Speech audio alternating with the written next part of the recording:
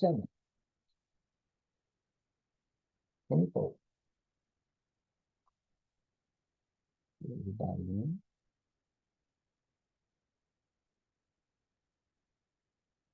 Here we go.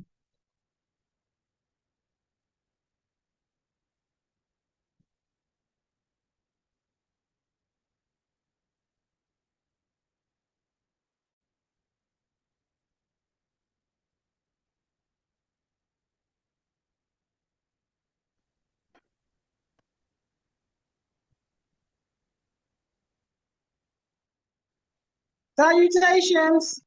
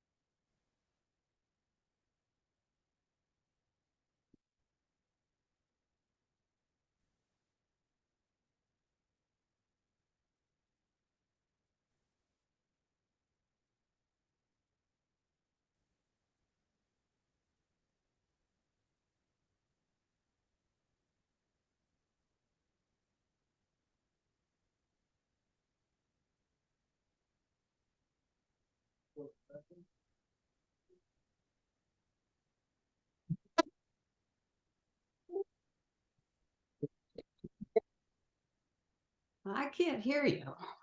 Okay. Oh, there's better. Lauren? I'm well. How are you?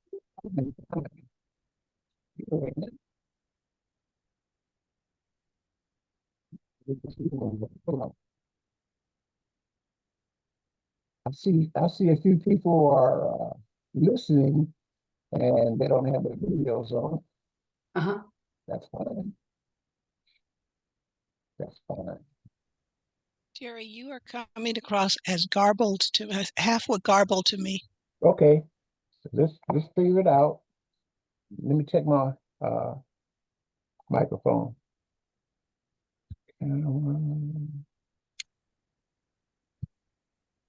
Make sure it's just a USB. You're sounding better. Maybe you're closer to it now. Okay, It's better. is that better? But let me see. Yes, it's better. Okay.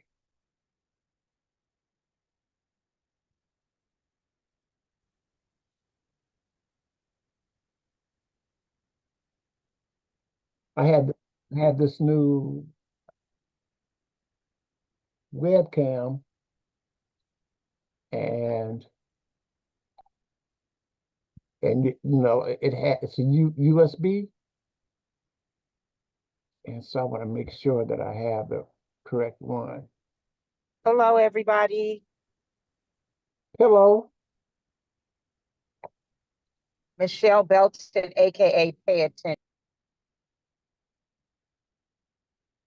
Speaker, microphone. Okay, good. So we might as well have a test to make sure. That's what we start off with. Our technical to make sure everything is. We hear each other clear. And if you have any technical challenges, let me know, and I can see what I can do to help on my end. So does everyone? Can everyone hear me? Yes, I hear you. Yes. Yes, cousin. Okay, we're rolling. And I hear most of you, everyone.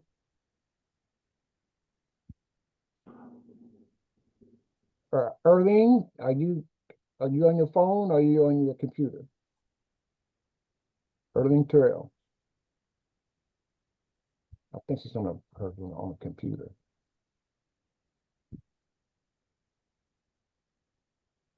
Okay, we'll just have to deal with that.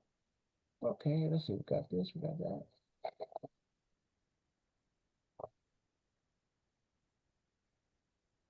Well, how was your 4th of July? Anyone want to comment on that? Anything happen exciting or uh, have any interesting moments? This is your cousin here speaking, Reggie Romaine, aka Double R. Yes, the what? I do not celebrate the 4th of July. I yield.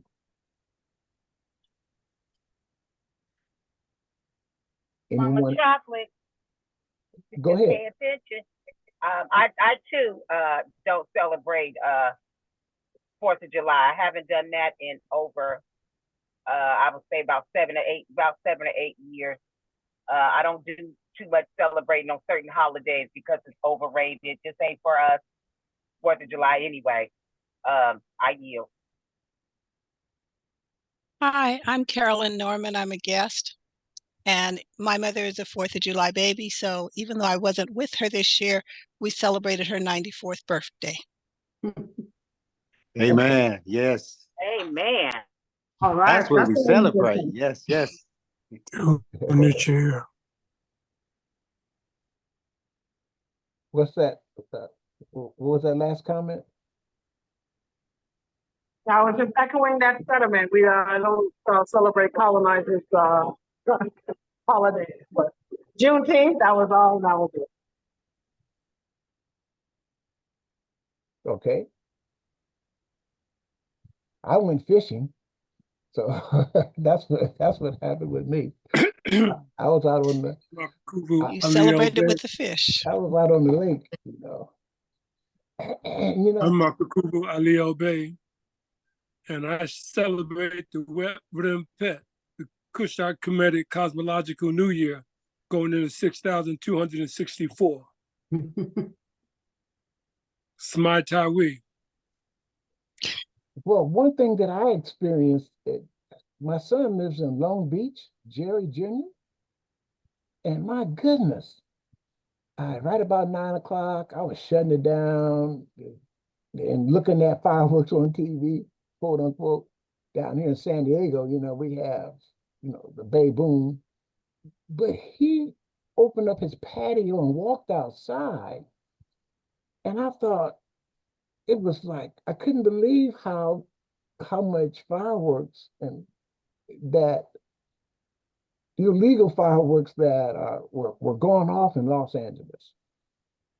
And whew, and then not only fireworks, they had their guns, they were shooting, they were shooting, and I was amazed. Some people take it to the hilt, you know.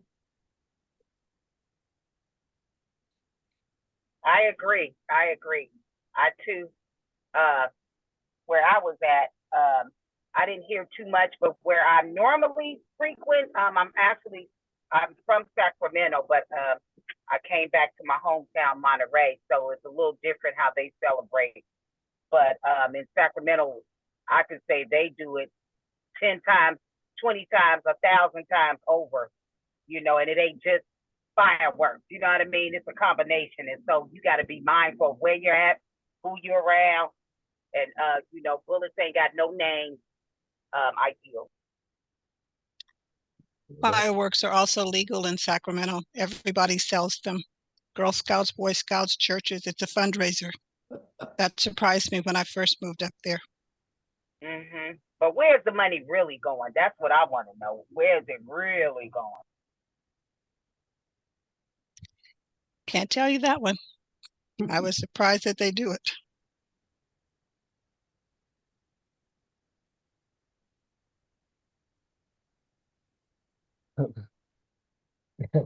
Hello, Truth Bay. Hello, Double R. Thank you for the referral, Double R. I've been talking about you. You ain't been on the radio, but I've been talking about you and saying you about want to thank you for this one. Hi, Mama Chocolate. Yes. Thank you for being here. Yeah.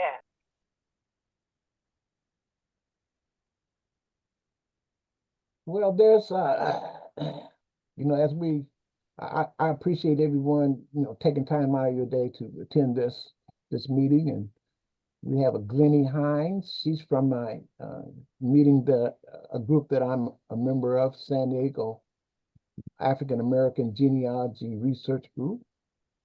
Thanks, Glennie. You're welcome. Thanks for inviting me. And at this time, we want to have a brief introduction of yourself, your name, where you're from, your purpose of doing your genealogy, and we'll just go right around the screen. I'll start at my upper Lauren, Right. then Carolyn, and then Glennie. My name is Lauren DeMaw, and I am a Moss cousin on the white side of the blanket, unfortunately. And Jerry and I have been in contact with each other for a little while because we both have mutual DNA ancestors. And I feel strongly that it's important to reach out to each other and recognize that painful past, but hopefully we can still enjoy being cousins. And I can't stay long because I'm babysitting for my 2-year-old grandson and I can hear him shrieking in the next room. That's great. And I just wanted, I wanted the group to at least see a face to some of the stories that I've been telling about my research. And, the last couple of months, she's been very helpful in filling in our family tree, our family portrait with DNA for verification. So some of the brick walls are down, and she's really has really been an asset. And Lauren, thanks for coming in and taking a minute. Is there anybody who has any questions for her? Because she's identified the slaveholder of my second great grandfather, and through DNA. And so I just want. Does anybody have any brief questions for her? Or on my father's side? I do. When you found out, what was your reaction? Did you even, what was your reaction? That's my question. What was your reaction once you found out who you were tied to? I yield. Who's your question to, her or me? Her. I'm sorry, Oh, I didn't okay. get her. Yes, ma'am. So I figured it out a few years ago that I was definitely connected to some people of color who with the surname Moss, and I started doing the research to try to figure out exactly where the connection was and tracing the different enslaved people and trying to figure out how that could be, and pretty much identified how it had to be. And it's I think it's 3 times great grandfather who was clearly he clearly misbehaved a good time. You want to listen to TV? Yeah, his name was Moss, and he owned.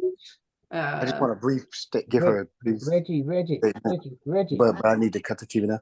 Reggie, excuse me. I might have to mute him. Yeah. Someone mute your phone. Someone needs to mute their phone. Pardon me? That's Someone Reggie. needs to mute.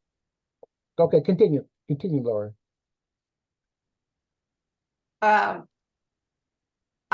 What I wanted to do was if I could help people, put names into their family trees. So I reached out to Jerry because he had a really nice face and to see if he would be interested and if other people would be interested. And it's been great because we've been being able to share information back and forth and sort of build the truth of what the situation was. I feel terrible about what happened, but I'm really delighted to have so many cousins.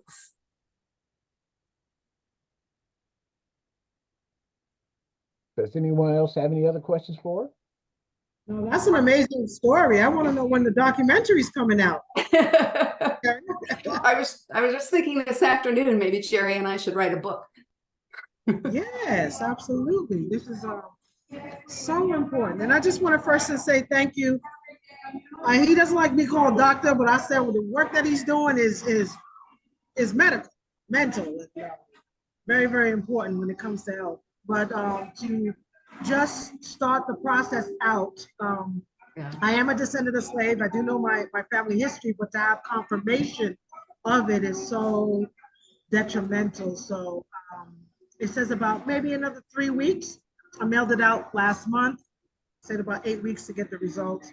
So I'm looking forward to really getting down to the business and finding if there's any other desires, which is my family slave name, and see what to uncover. So again, thank you for even assisting in this process.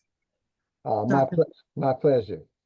I I was blessed to give her a DNA test kit and set her up, and and she followed through. And so, we're looking forward to working together to reconstruct her family, Lauren. I have a question for you, Cousin Lauren. When your schedule permits, would you be able to, give a presentation where we can share the screen? And I can open up my screen, or you can share yours and give us share some of your research with us. You're asking me if I would like to do a presentation for the family? For the group here. Sure. When your schedule allows, just let us know, and Yeah. we'll dedicate some time, for you to come in and ask questions, and I'll work with you to verify. Mm-hmm. But I can tell you all, I've been doing research for a number of years also, and she gleaned some information from my tree and reached out to me. And so that's what happens when you participate, when you plant seeds. You don't know where your blessing is going to come from, where the information is going to come from. And I focus on you, the people who I see. But it helps to know your history. And for her to be so transparent and kind and share her story, and I have the documents here. She actually names our enslaved ancestors, and matches who match her, who match some of you, and she puts it in a written form that you can understand it. She shows the different. She did a lot of preparation, and it's a blessing to have, and I'm thankful. And it feels good to me to be able to be helpful. Yeah, well, we appreciate it, and thank you for stepping in. So if you need to step out, go right ahead and take care of that young child. And anytime we have a meeting, our next one is going to be on July 21st, and then we go into August. So that might work out well. Yeah, you and I can talk about what you have in mind. Okay, thank you, and you're welcome. And during this meeting, I'm gonna have to say goodbye, because I can hear the commotion down the hall. Okay, go ahead and thank Nice to meet you, Jerry. Nice to meet you, everybody. Nice to meet you.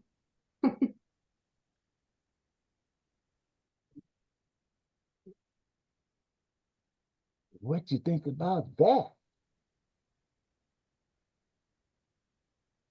Be nice.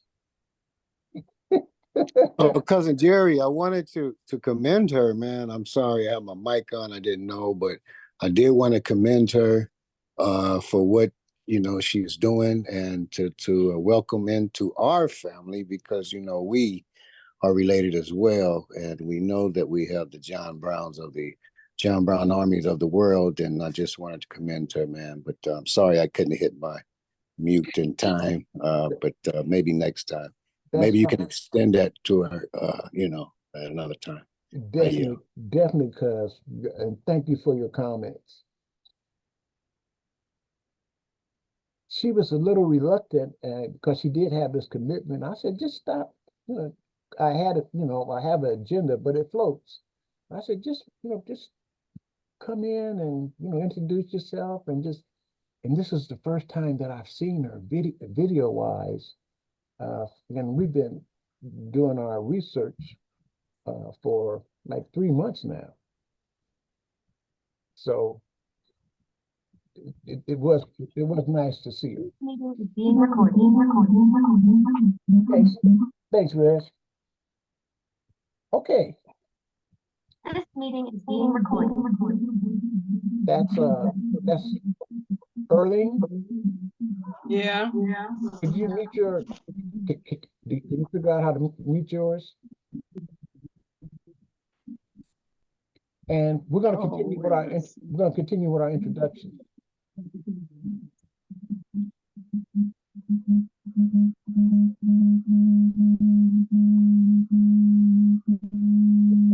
That's Irene. I don't want to have. Let me I turn wanna- it on. I Turn don't that want. on. I don't want- Okay. Okay. You know. Can you hear me? Yes, we can. All right. Hello, everyone. So introduce yourself, please, and where you My live, name what is your purpose is. My name is Arlene Terrell. I'm here to learn more about how to find your family history and what resources to use and meet new people and share, our findings. And that's about it. Where do you live? Los Angeles. Are you aware of the reparations? I heard it at the meeting before last. The gentleman was on there talking about it. The guy that was in his car at that time. But Well, I had not heard about it before then, no. isn't that something that isn't that something that the people who know, and there's a lot of education that has to go on, and you definitely qualify for it. Just letting you know. And we'll be Yeah. and we have some of the frontline warriors. They're not soldiers, they're warriors. And they are they've been out front, and we'll be able to share the information. That's part of what we're doing now, education to each other.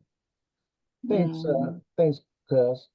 Carolyn, and then Eflin, could you tell us a little bit about yourself, Carolyn? My name is Carolyn Norman. I'm not, at least I don't believe that I am related to the Mosses. I'm in the genealogical group here in San Diego with Jerry, and he graciously invited our group, so I'm attending on that behalf, just to learn more about what you guys are doing or what different people are doing, because everyone has a different technique. I'm a librarian by profession. I have done research in doing my master's thesis, as well as helping my family. The Normans, we come out of the Carolinas, and I'm a Nobles coming out of Texas. So I'm helping others. I'm not active in doing my own research at this point. I'm also a member of the Genealogical Society here in San Diego, one in Los Angeles, and one in Detroit, Michigan, because I have family in Detroit. And each of the organizations has something very different to offer. And I enjoy learning that information because it helps me help others. So thank you, Jerry, for extending the invitation. Do you are you familiar with the reparations program? Yes, I am. And the California Black Librarians, of which I'm a part, we're looking at doing a symposium to educate the librarians in the state, probably in September. But yes, I have been following it. And that way the librarians can help others, because we're looking at statewide librarians and in different types of libraries, and how we can educate ourselves and educate others about some of the different resources that are available and how to use those resources. Well, it's important that we all collaborate, and thank you for that information. That's very helpful. And in any way that I can, assist you in that, please let me know. I will. Glennie, yeah, could we have a brief introduction of yourself, please? My name is Glennie Hines. I'm originally from Mississippi, and I've been doing genealogy since 1995. And I'm a member of the San Diego Genealogy Group. And thanks, Jerry, for inviting us. And I still have a roadblock that I wish to get over one of these days. But basically, almost all of my folks are from down home, and I'm still working at it. Thank you so much for inviting me. Thank you, Glennie. Evelyn, please. My name is Evelyn Taylor by marriage, Moss by maiden name, and I'm from Lexington, Missouri. I don't want to talk much, Jerry. Okay, that's fine. Well, she's been a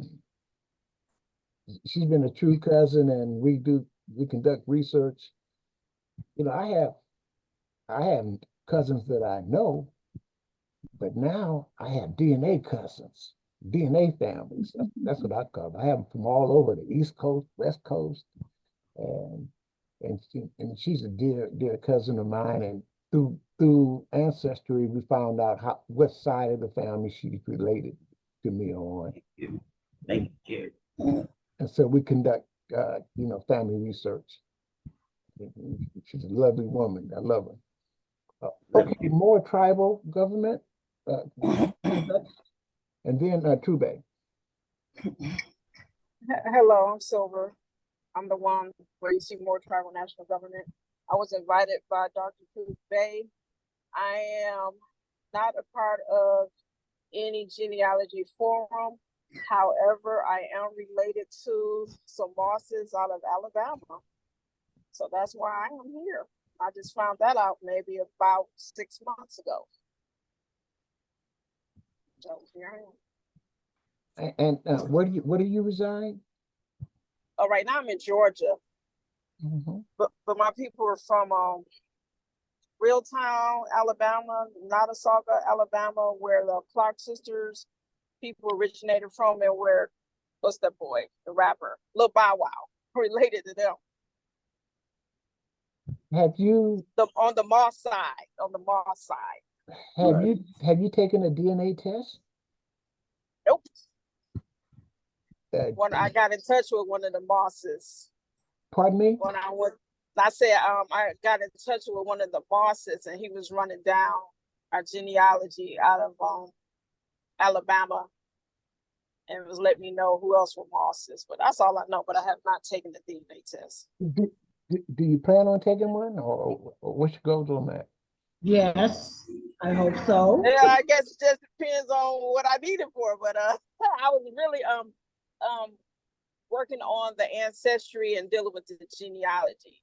And if I am to take a DNA test, I guess it depends on, for me, who is performing it, because I don't, 100% feel that all these people are truthful about our origin. So I'm kind of like on the genealogy side, but I'm not opposed to it though. Well, thanks for your transparency. Trube? Yeah, so I wanted to just make a clarification. I got my sister Crystal Rankins on the line, and then Tanisha, and then Sister Silver. So the thing is, of course, there's a lot of doubt with the people who are giving the actual test. You see, it's like, I guess the Church of the Mormon Church, or who is conducting the test, which is understandable. But at the same time, I wanted them to get confidence enough that this is, I would say, foolproof, and it's a necessary step in confirming or tracing your lineage. because I'm going through it, you know, and this is something that I didn't think was necessary until now.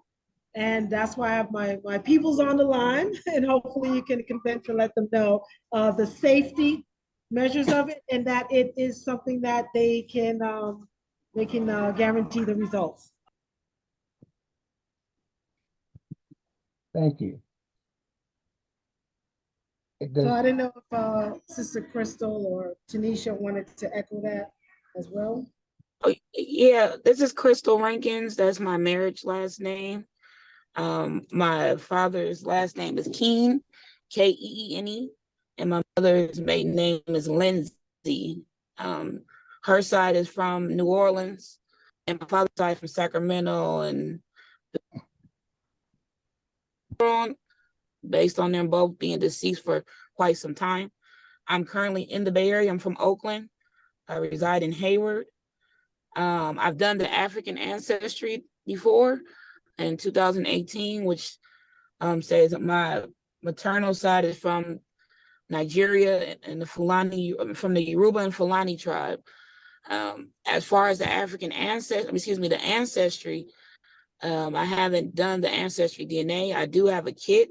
It was given to me from Tarika, a former Black Panther in San Francisco. She does the genealogy as well.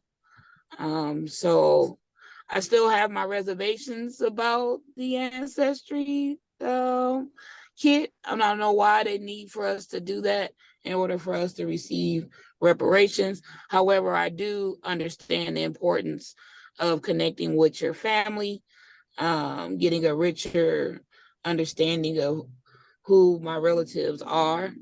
So that's my stance on that. Can anybody comment on her remarks, like Glennie or May I? go May ahead. I? Go ahead.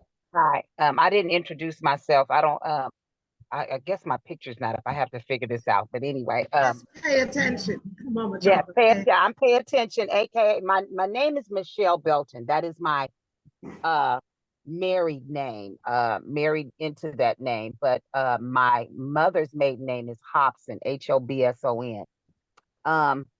I always wanted to do this for two reasons. On my ex-husband's side of the family, there were cousins, and the cousins, people didn't know that they were cousins because of their last name had changed, and so they were actually, having, relations with cousins, and they didn't even know they were cousins.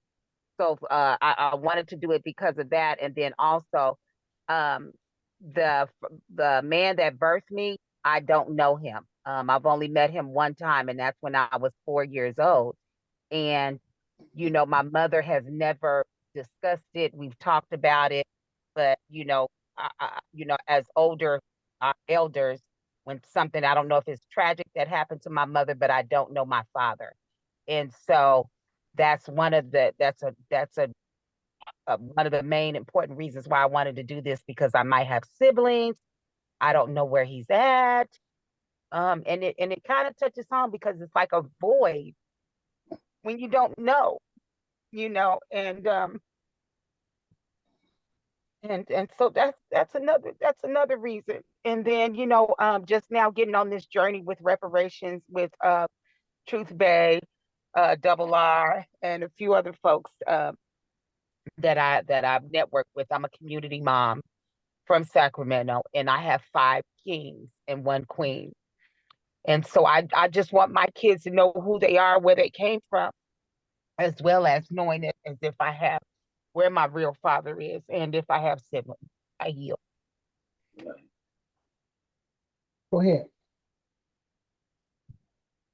Thank you. Thank you. Any other comments to her? I want to respond to her. I could hear the emotion and the pride that you have, and the desire to learn about your family. I will assure you that this DNA will connect you with some relatives on both sides of your family. And I also would tell you this, based off of my experience, God is the source of this information. We are the messengers. And some of the information that we receive, it is very, very challenging. And so we have to use discernment on how we share the information and who we share it with. So I definitely understand each one of your concerns about the privacy, about these different formats. But I want to assure you that this is a tool. You don't need this tool to qualify for our quote unquote reparations. The task force in 2022 had a genealogist give a presentation on how you can do that. It's called the family search. And this test is not available. It's not necessary. But it's still that family search, it does go through that Latter-day Saints church. That's where this database is. They have the database. But still, your family history, stories that they share with you, that's and a lot of people, because of the tragedies in our families, the information didn't get passed down. So I didn't know some of my mom's relatives. My grandfather, I knew him. I didn't know his brothers or sisters. My grandfather, because he passed. He was he was killed at before 40 years old. And I knew my uncles, but I didn't know my grandfather's family. But through DNA, I've reconstructed my family through DNA and the help of individuals like yourselves. And that's what we do. We help each other. So thank you. We'll be working with you on that. If you decide to take the test, fine. We have mentors, and we'll work with you to show you the different. It's a tool. It's not the only tool. Okay, who hasn't?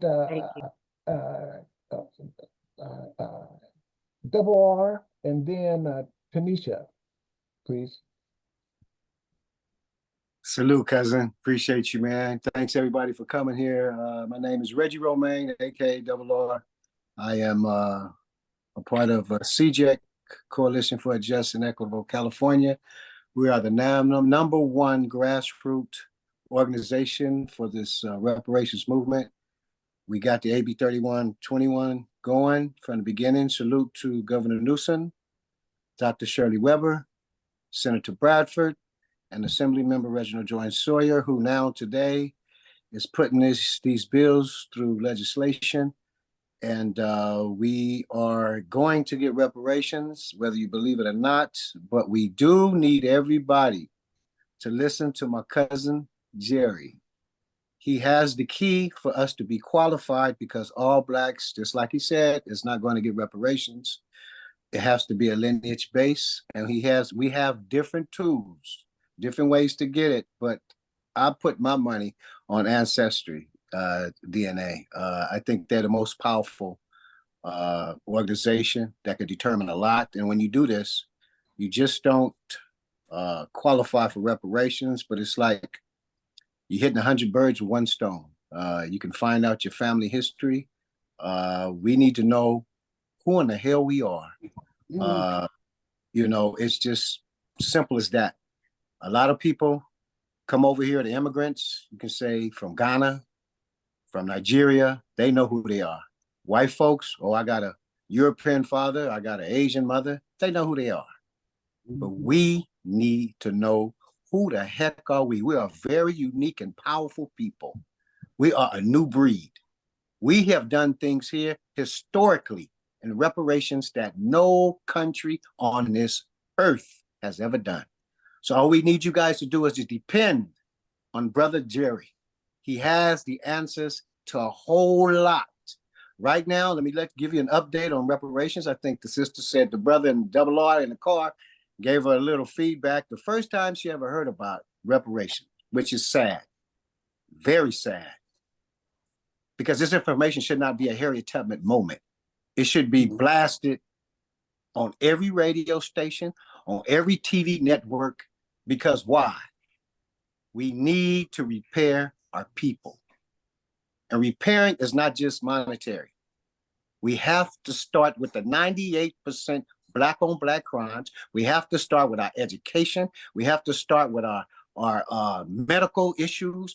We have just been put to the back of the bus in so many ways. We average $24,000 a year, a Black person. A white person average $188,000. That's a $164,000 wealth gap. It has to be done. You have to look at this. We love it because we're the first, but California is the fourth richest economy in the world. They always say, well, we have a deficit. A deficit don't go with reparations. We have four reserve funds in California.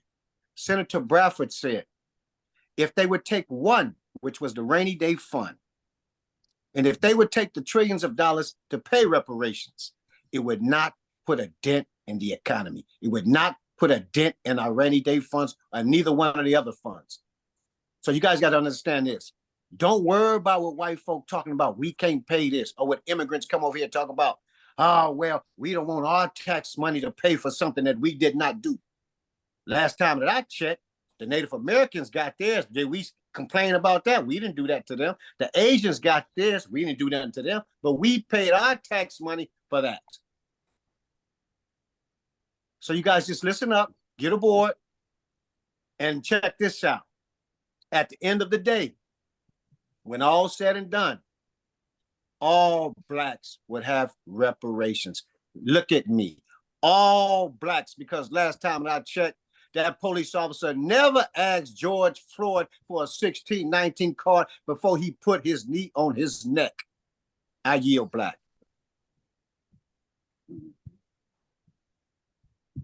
Some of you who are not as familiar with the reparations, the current bills and situation, do you have any questions for Reggie, double R? Any questions for him at this time?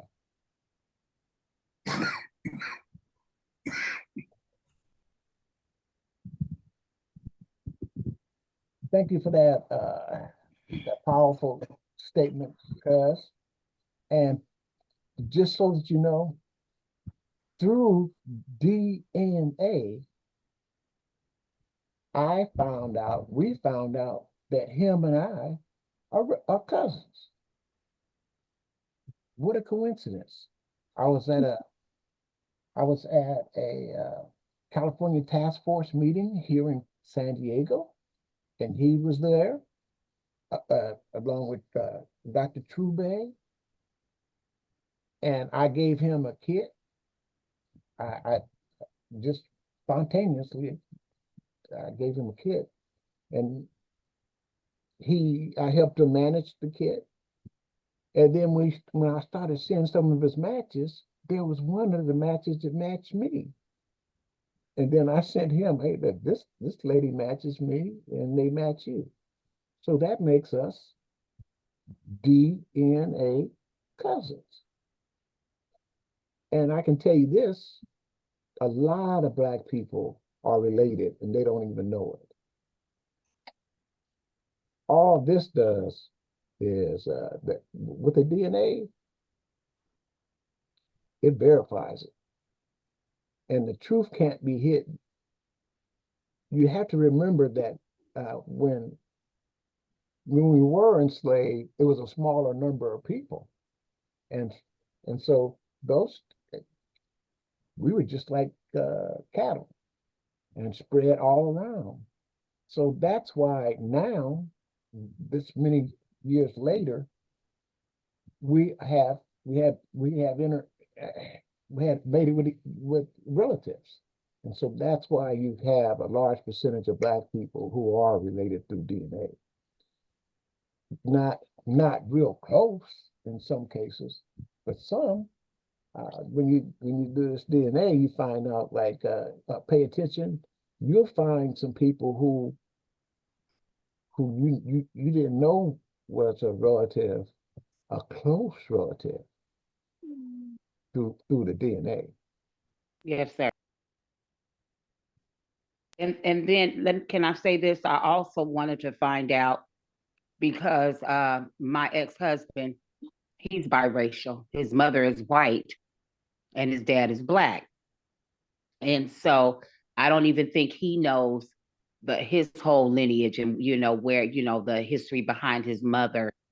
But because my kids have white blood in them, I also wanted to find out, just everything, and it's, I don't know if anybody has ever felt like this, but when you have something where there's a void, you're always looking, there's always something. And so, because I didn't know who my father was, I kind of raised my kid. I kind of said to myself, when I got to raise my kids, I was going to get married. I didn't want my kids to be what they consider bastards. If you're not married, I went the other way, versus what my mother did. And so I stayed at home. I was an at-home wife, and so, just knowing where my kids, where I come from and where my kids come from, I mean, it will fill a void that I've longed for years. I yield.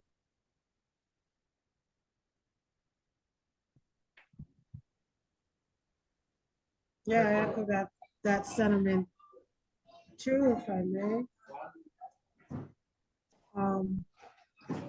I believe it is important to continue to teach teach especially Black families, because they don't have 100% representation at 100% of the time, that we be consistent in this. And one of the missions that I wanted to continue is to help others trace their lineage once I finish going through this. But in the meantime, teaching our young people reparations, like being out in the streets, and working on not only anti-gun violence, but to have alternatives so they can learn politics.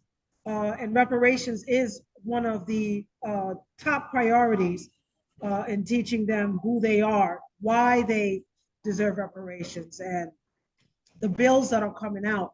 And I just want to say thank you, Jerry, for being consistent and kind and loving, because that goes a long way. When we are short with each other, we kind of miss the mark for impertinent information for those who may not know to really get the message. So I wanted to put that out there. And again, go through this journey. This is for the long haul, but for us to be consistent teachers for the nation. This is a message that's really needed, specifically for those who went through chattel slavery. So that's why I push House Resolution 194, House Resolution 194 reparations through that. It's HR 194 is the apology that the United States gave specifically for the group that had endured chattel slavery from 1619 to 1865. So we want to make it easier for those who don't know reparations to have something to walk away with so they can teach others. Thank you. I understand that you're going to a conference in a month or so, are you, in Atlanta? True, Yes, actually, it's called Birth of a New Nation. where we are going to be presenting an alternative governance for descendants of slaves here. That's my focus. But it's going to be African dignitaries, people from around the world, politicians that will be honored. We're supposed to have Maxine Waters there, honored as Queen Mother, for example. But our main purpose is to pass the torch and create a youth council because I want our youth to be equipped with political knowledge for them to take over. And we're focusing and concentrating on the counties of each city, not just the city, but the counties. They are the ones that have billions of dollars of funding, and not so much the cities, but the counties, like for example, 58 counties here in California, but a lot of our Black families aren't even in tune with that, but yet it's the counties that fund the prison system, that fund the sheriffs. They cause a lot of the harms to Black families is on a county level. So that's what we're doing on Tuesday, July 9th, is presenting that to Sacramento County for 1% of the budget to focus on youth development. And that includes the knowledge and of reparations and political science, critical thinking, things like that. One thing that wasn't mentioned was the passing of ACA 8 and Assembly Bill 628. The Assembly Constitutional Amendment 8 actually removed the word slavery from the California Constitution, Article 1, Section 6. And what this does now, it's instead of punishing those who are going through the prison system, now they have to be rehabilitated as they should have, rather than getting no bail, especially our juvenile detention centers that are being mistreating our youth. They're causing them to stay in the system by punishing them in cruelty. And that's what involuntary servitude is. Now, because this was removed, Assemblywoman Lori Wilson and Senator Steve Bradford presented this on June 27th, and the Senate overwhelmingly passed to remove the word slavery from the Constitution. And that is a big step in what we want to do ultimately when it comes to treatment, especially of our brothers and sisters who have been incarcerated due to due to the Constitution.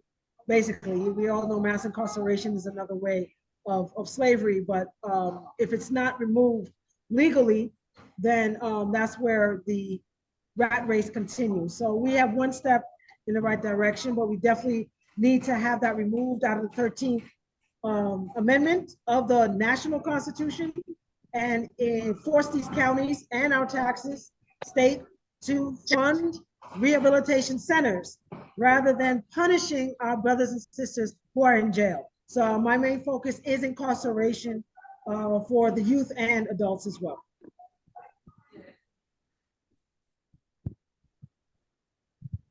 Brother Jerry, can I add to that? Go ahead. Yeah, and actually, it will be everybody in California. We need you guys to vote because it will be on the ballot. It will be Proposition 7 right as to today. Well, it'll be official in about another week. Everybody in California, Proposition 7 will end slavery in prisons. It will stop them from forcing them to work. It will give them a good wage, and it will stop all the nonsense. But my concern is more genocide than slavery, because this bill here is for everybody. We lead in first, second, and third strikes here. Basically, in America, there's no rehabilitation for us at all. But however, actually, after we finish all these bills, and let me push a little bit forward, August 15th, we have a date for our Senate bills. We have SB 1403, which is the bill for us to obtain the American Freedmen Affairs Agency to write our policies instead of letting Congress do that, which is a plus. We have SB 1331. Now, this is for the funding. I know a lot of you guys heard that they just gave California $12 million. And a lot of people is thinking, oh, well, 12 million for 2.7 million people is not. No, you have to understand. 12 million is going to start our Freedmen Affairs Agency lineage base search for the 2 point something million. So that money will start it as most ever done in any state. And that would fund, like I said, the Freedmen Affairs Agency to get everybody qualified. And this would be in effect January 1st. And then we have SB 1050. SB 1050 is for the eminent domain, the stolen property that they took from us. You guys know Bruce's Beach. That was one of them, but we have about 100 more to go. And that will, after the end of the day, once we have this August 15th, would be the California Assembly suspense file committee, it would be passed to another the Assembly floor. The Assembly floor will have in between August 15th to September 1st to come up with, can somebody mute, please?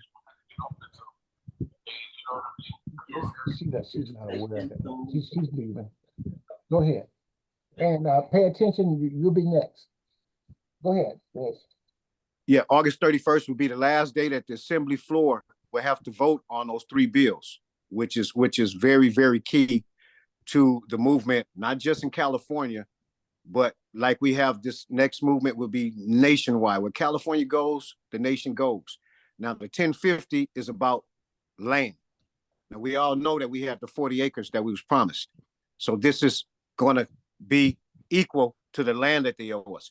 The 1331 is the money. That will be equal to the money that America owes us.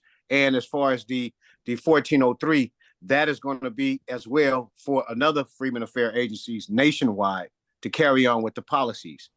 And like I said, understand that this is not about just California. We are powerful here, but as we go, the nation goes, and we need everybody to participate. Just like you say with this prison slavery, as just hitting the top of the iceberg, because like I said, that it's genocide in here. You look at 3.2 people die in America a day in prisons, blacks, without hope, without trying to be rehabilitated. And at the end of the day, we want the 10 prisons that they closed in California. We're pushing to get 5 of them so they can release our prisoners, so we can put our own staff in there, so we can rehabilitate, and we can get more land to build a bridge to a college, and we're going to have more land for them to manufacture and everything else. So it's a long process, but I'll tell you what, it's going, and it's going fast, and just have patience, you guys. Have faith in what we're doing here. It's a struggle. When you guys are asleep, we up there. We got people in Sacramento who's at the Capitol daily. Is knocking on the doors of these representatives, and it has to be done with prayer. You guys have to understand that our ancestors do speak through us, and they are very proud of us, because we are very much having historic moments when we hit the Capitol. It never got this far. It never got to the Senate floor, let alone the Assembly floor. So at the end of the day, like I said, after August 31st, Governor Newsom will have 30 days to sign the bill, and that'll be it for California. January 1st, all the bills will be active, and I yield. Thank you for that, Double R. I'm gonna piggyback either off of you and Truth Bay. Truth Bay, is there anything in the bill or anything that I missed? Because there's a lot that we have been discussing on different platforms. My son, I asked my son about like the monies that, like the jobs that they have in there, and he's like, Mom, they only get pennies, so that's one concern. And then my second concern is this gate money. For years, it's been what I think it's like $265 for when they release men from the prisons. That ain't nothing. That's not even a week's hotel room. So will that ever change? And if not, is there a bill that talks about that when it comes to releasing the prisoner, releasing someone from prison and getting this what they call gate money? I yield. Yes, and am I able to answer that, Mr. Moss? Go I ahead. want to just hijack your platform. Go ahead. Yes, so I'm grateful you asked that. Definitely, that's one of the motions that will be set forth on Tuesday, July 9th. at Sacramento County Board of Supervisors. It's at 700 H Street, and I do email and send people notifications on what we're doing as well, so they can be on board. Absolutely, these concerns is primarily what we're going to present on the helms of AC8 and Assembly Bill 628. We have to have the organizations that I've been doing, especially those like Hooked on Fishing, Not on Violence, that have been in the juvenile detention centers who have been denied access, mainly because the jail system wants to continue to make money off our youth. Now, since this was passed on June 27th, now it's going to be legal now it's going to be law for them to actually rehabilitate. That includes increasing wages, creating jobs. We have to create the safe spaces first. So all of that is part of the reparations. That's why we got to claim land. We got to do our part, claim land. There's so much property, state lands trust, port properties. Your local jurisdiction has a list of all of that. This is part of the proactiveness that we have to do with reparations. Claim the land and present it, and they have to give it to the people. That's part of our reparations. Secondly, one of the questions that I had was for the Freedmen's Bureau Agency. The $12 million that's so-called to create the Freedmen's Bureau Agency, I'm looking for the application process because I want to apply to become a part of that board. And I don't know or see or hear or got any links as to how people can apply to be part of the Freedmen's Bureau Agency when the time comes. This is Chris. I asked them as well last month in the park. Assembly member Isaac Bryan and Stephen Bradford, we even sent them an email concerning that and we got no response. So if somebody can respond to how we apply to that agency, that'll be wonderful.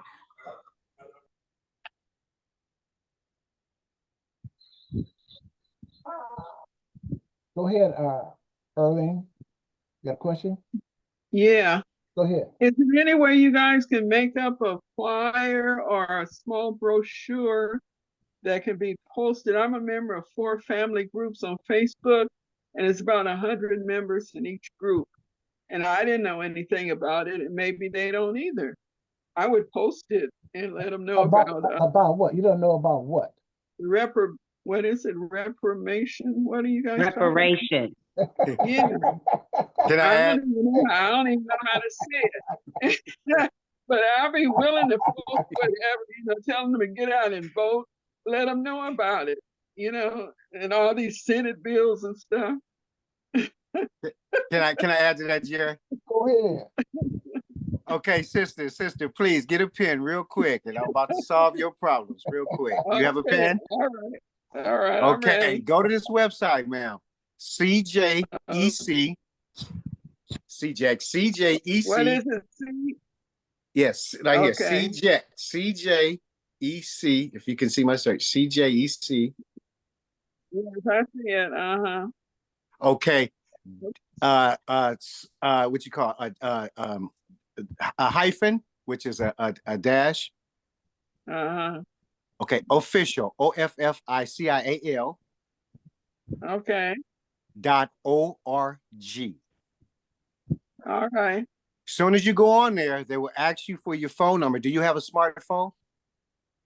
No. Okay, don't worry about that. Just go past that. Okay, don't go past it because they will give you alerts if you did. But when you go on there, sign up, and they will give you all the information that you need. It is so powerful. We even have our 1,065-page final report from the reparations task force that we did the 3-year study on, and it would give you up to par. This should be in the African-American studies and K through 12 here. So you go on there, you will see all the bills, you will see all the upcoming events, all the information, and spread the word of what you heard to all your friends. This is a powerful website that we need to know about. Okay. Thank you, sister. Yeah. All right, thank you. And here's what just happened. This just happened. True put the link on the chat. She put a link on the chat, and I'm familiar with Erling. So this is part of us communicating. So Um, Cousin Earlene, I will make sure you get the information. I will be the person who helps you to communicate what's going on with reparations. And as you see, we have a wealth of information who these warriors are on the front line, and it would help. We have to help each other. And see, I'm more familiarized with you, familiar with you than you are with them. And that's what we have to do. We have to work together, just like the other individuals are. They have some shared relationships, but we have to share with everyone. Thanks, True. And Thank you. Reg, thanks for following up. And look what it's doing. See, we're planting seeds, and now we're reaping the harvest. And I want to add to this. Notice that one of the first agencies that California is putting money towards is this California American Freedmen's Agency. It was it was named in the task force. It was the California African American Freedmen Agency. But once it got into the legislature, they in order to get it passed, Bradford, the senators, they did what they had to do. But the message that I'm letting you know, and you genealogists, Glennie, Carolyn, with these genealogy groups, the purpose of that, one of the departments in that, here's what it is, the California American Freedmen's Agency. That's the name of it. But one of the first departments. Well, correction, Jerry. Go ahead. California American Freemen Affairs Agency. Correct. Gotcha. Thank you. I stand corrected. And one of the first departments in there, it's a genealogy department. It's genealogy. Sir? You have to verify your lineage. So May I? some people can, some people can't. Go ahead, Crystal. What the California Freedmen Affairs is what Double R mentioned. Are you aware of how we can apply, or anyone can apply to become one of the board members that is covering that? Because I didn't hear no one respond to that, and I know you work with CJ. No, I don't know how you apply. I was just asked by a council member to join. I never. They just pulled me up, called me up, so I never applied. Okay, well, by you being part of it, is there a way that you can find out how to apply? Because since you're in there, right? Well, I was asked to get it started. We haven't had an official meeting yet, but that will be a question I will bring up upon the board. Thank you. Thank you. While you're here, Crystal, could you tell us a little bit about yourself, what your purpose, and where you live, and give us a brief. Oh, I had introduced myself earlier, but I could do it again, no problem. I'm from Oakland, California. I currently stay in Hayward. I work with Dr. Trouvé and Tanisha, and I also work with various other nonprofit and for-profit organizations. I myself have my own business as a business development formation specialist. So I help people get their businesses together, help them build business lines of credit. I also work with the youth. I'm starting an aviation program with them that'll be nationwide. I also do a little re-entry work, going into the prisons, talking to the youth and adults about the importance of higher education. I'm also a UC Davis graduated community and regional development with an emphasis in policy and planning in 2019. Let's see. What other things do I do? I'm also a member of the Oakland Black Cowboys Association. Yeah, I do a whole lot of different things. Human rights ambassador.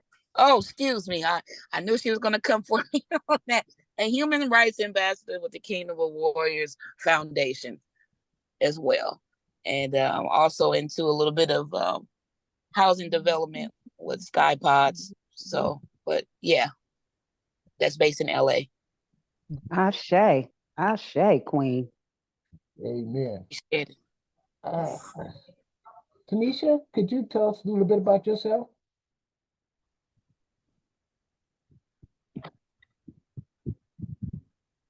If can you hear Tanisha? Yeah, she maybe on Here she mute. comes. Here she comes. Oh yeah, she's there. Sis, go ahead. I'm here, but I don't have really much to say. I just live in Marin County, and I'm just here to listen in today. Are you are how did you learn about this group? It's my second time being here from Troop Bay, so I was just here listening in today.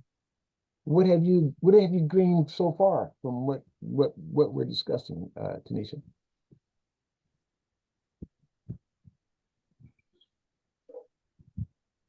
I'm just listening today. Sorry, I don't. I'm just listening. That's good.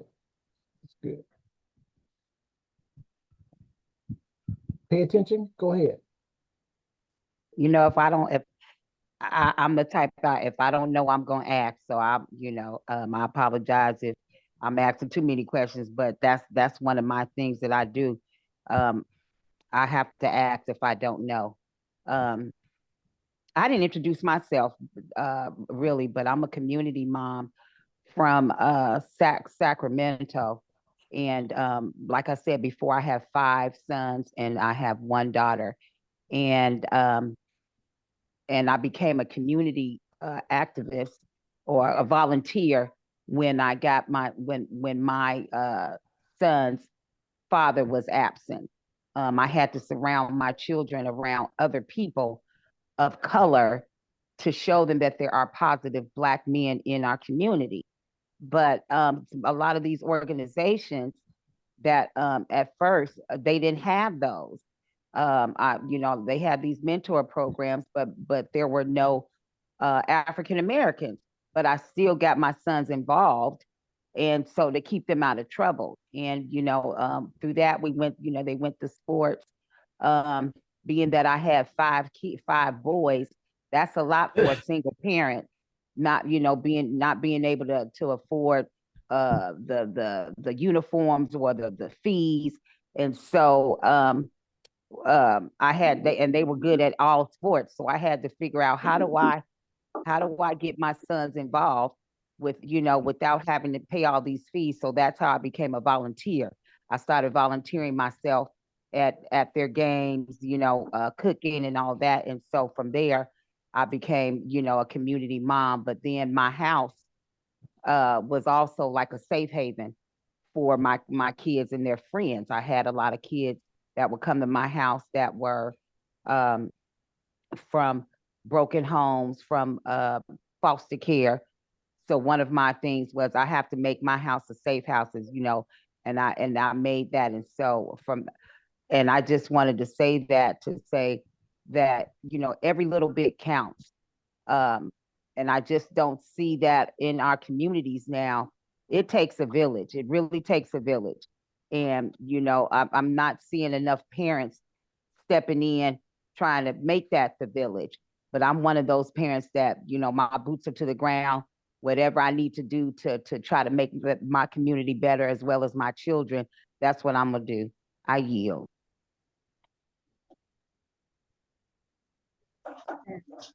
Thank you for that, Mama Chocolate.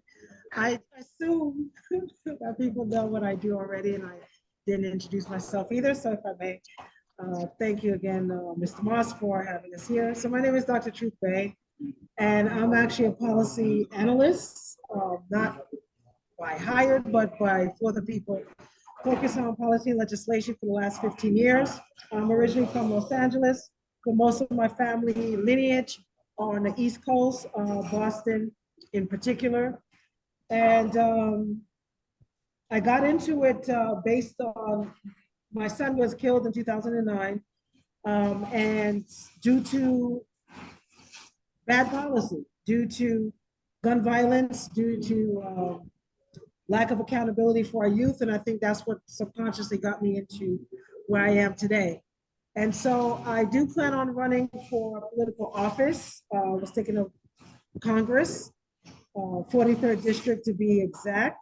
But first and foremost, my concentration is 100% for our Black youth. Youth in general, but Black youth, because there are no representatives for Black families that are 100%, they usually got to include everybody, which is okay. But because we are a unique group of people that don't have 100% representation, whether it's a national, state, local level, that I want to dedicate my life specifically for this group of people. And so whatever it takes, I'm learning new things every day, writing policy as we speak, making suggestions, being part of groups. And so I want to further and have a career basically in empowering people in politics, especially our young people in politics. And so that's where I am today. So I can't do that without, documentation of everything that I do. So this is why tracing my lineage was a natural step. And after that's done, to help make it easier for others to do the same. And that's it. Thank you. I have a question for Double R and Doctor. I live into a small town here in Missouri. So what could I do, or we could do, to join the task force? Because I don't think, because this little town is practically all white. So where are you located again? I'm sorry, sister. in Missouri. Oh, Missouri. Okay. So if you put your contact information, or if I get it from Jerry, I can leave you my information there. There are several steps to start that. And that's just basically knowing your local jurisdiction. So do you live in a county or the city lines? City. The city. Okay. Who's the city mayor? Where you at? Oh, we just got a new mayor and I don't know his name. I have to find that out. I'll look it up. What city you're in Missouri? Lexington, Missouri. Lexington. Okay. Zip code 64067. Got it. So basically you start with David Goodlow. He's the David mayor. Goodlow. Okay. Yeah. Goodlow. So what you do, you attend your local city council meeting, and I'll find that out for you too while we're on the line. Once you attend your local city council meeting, it gives you a better perspective. Woo! I just saw the website and it's, my God, not a speck of melanin anywhere. Oh, I'm sorry. So Chandra Carey, Mike Kramer, John Hardin, Daniel King, Tom Hughes, Thomas Rowland, Beth Hanson, and Ryan Waddell. So this is your city council. This is 2, 4, 6, 8. It's an 8-member city council. So you attend your next city council, which is actually July 9th at 7 p.m. and just sit there and absorb the atmosphere, because that's the first steps in getting to the next course of action. Once you understand how they put agendas in, how they put in for motions, then you can get a better understanding on how your taxes are being used. And then from there, you could attend the next city council, which is July 23rd, and just make it a regular thing. Bring as many people as you can, but just attend that first city council on Tuesday at 7 p.m. And then from there, you can get further what the next steps would be. Your focus is to organize in your area.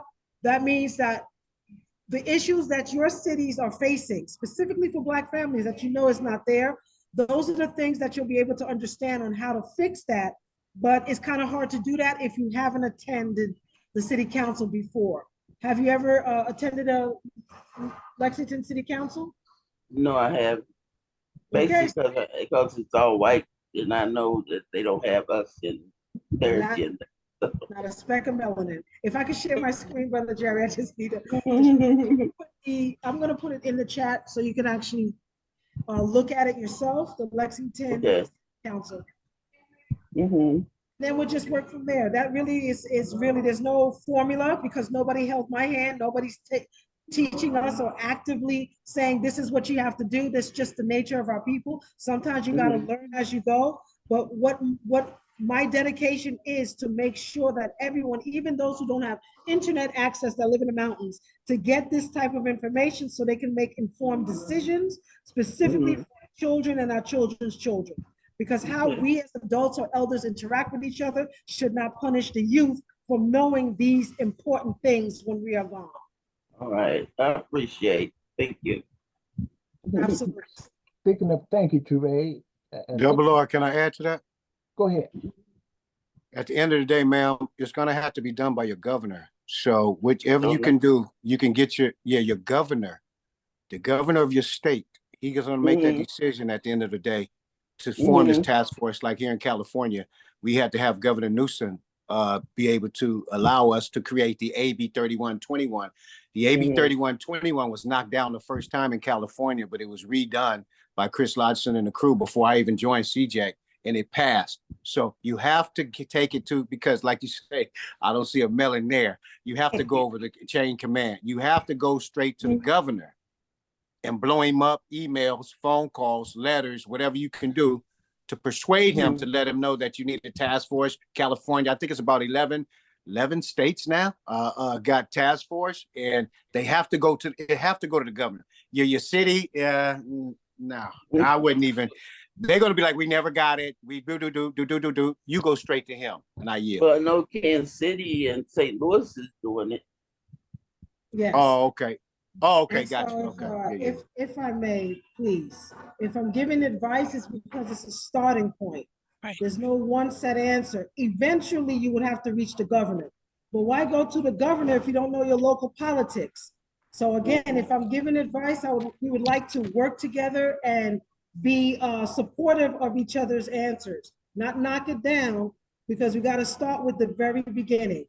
And that I yield. I would agree with both of you, but definitely with Dr. Toubey, that you need to have the grassroots. You need that support, not just you by yourself. Take 2 or 3 people from your church, from your social organization, take them with you. I don't care if it's all white, you know it's going to be all white, but if they start seeing your brown face and you start asking questions, if nothing else, to introduce yourself to them. You know, it may be uncomfortable, but that's okay. Introduce yourself so that they get to know you. I'm sure there are little things in your community that bother you. Put it on the agenda. Go up and talk. There's an open forum during the meeting where it's public comments on anything, not just what's on the agenda. You might want to say, I'm concerned about the dogs barking all night long. Can we have an ordinance that deals with that? My library doesn't have enough money, or the hours aren't open long enough. Just little things to get, because it's your community too, your tax dollars too. You know, you may need a stop sign, you may need a sidewalk. You just need to start talking, letting them see you. And yes, it will be intimidating, but go in 2 or 3s. It's the same thing that our ancestors had to do, and we continue to do. Okay, appreciate. Thank you. We'll hold your hand. If you need some help, we'll hold your hand. All right. That was So at this time, I want to add a little a personal experience that I had with my 6-year-old great-granddaughter this morning. I took her fishing with me, and I just want to share these pictures with you. Is that okay? Sorry. Yeah. Sure. Okay. Sure. Yeah. Okay. Her name is Kalea, but she's Sunshine. I nicknamed her Sunshine because she brought a lot of sunshine into our family. And my grandson is he has legal custody and physical custody of the little girl. So, and now she's 6 years old. And so some of you know the legalities that are involved in that. And so God blessed us with her. And so now I have an opportunity to spend time with her. And I just want to share this with you. I believe a kid, if you train them when they're young, opens up a lot of fears, and they face their fears, and then they're able to be more cordial and less fearful, and all this here congestion. Let them see the world, because the world is big, it's magnificent that God has made for us. So here we go. It'll be about 5 minutes, and I'm going to go quickly through it. This is, so can you see her? Yes. Yes. There she is. Yes. She stopped at 7-Eleven and she wanted to get some Kit Kats. And I said, I had to get the ice. So I said, well, okay. Well, Papa, can you get some Kit Kats? So yeah. So I'm into yes. There's some things that they normally don't do. So here she is. And there's some turkeys out by the park. It's by out in the country. So there's some turkeys by the park. She's looking at the turkeys. I took her camping Christmas. I had her for 5 days. Things were going on in the family. I said, let me take her to the cabins by myself and my dog, Lexus. And there's a turkey. And we made it to the lake. Can you see that picture? Yes. Okay. Yeah. We're at the lake on our way down to fishing. Look at the clouds. That's what I was looking at. Now we're there, and there's the lake. And this guy was over here looking at the different kind of birds, and he ended up taking a picture of us. But it's called El Capitan. There we are. There's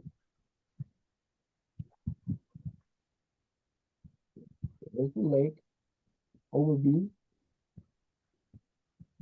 Over me. And he took that picture of us. So we're on our way down to go fishing. It's my first time taking her fishing at this lake. I've taken her at a lake close, but this is a big lake here. So there we are. He took that picture. Then there's the mountains. A dangerous road, but now we're up at right by the boat dock, and you see that down here, there's 2 boat docks. They launch their boats on the right, and that one over there on the left, you can fish off of it, and that's where we went to fish. So this is the overview of the lake. And I obviously, look at her. She got a little phone, and she got her earphones on. Come on, man. Where's your fishing pole? You'll see in a minute. And I do have a boat, but I'm going. I go where I can just sit down and relax without all the things you have to go through when you're launching a boat and all that. And with her, I just wanted to take her and let her face her fears and get close to the water and fish. So let's see what happens. She is. She will pose. She's in the car. Now, I put on a life jacket because a kid can get away from you quicker than you turn your head or something, And if she did fall in that water, I want to leave. I didn't want her, my daughter, my wife, say, did you protect? So yeah, that's my life jacket, but we're starting. So we started off with the life jacket. And there's her little pose. Mm-hmm. Now we're getting ready to walk right along this here dock right here. So now we're out. Cute. Yeah, so she's sitting here, and she's those bushes out there, brush. That's where we're going to be throwing out at that location. And there she is. She has a little kitty pose, but she doesn't know. My goal is if I catch a fish, if any fish comes on here, I'm gonna give my pole to her, and she's gonna catch it.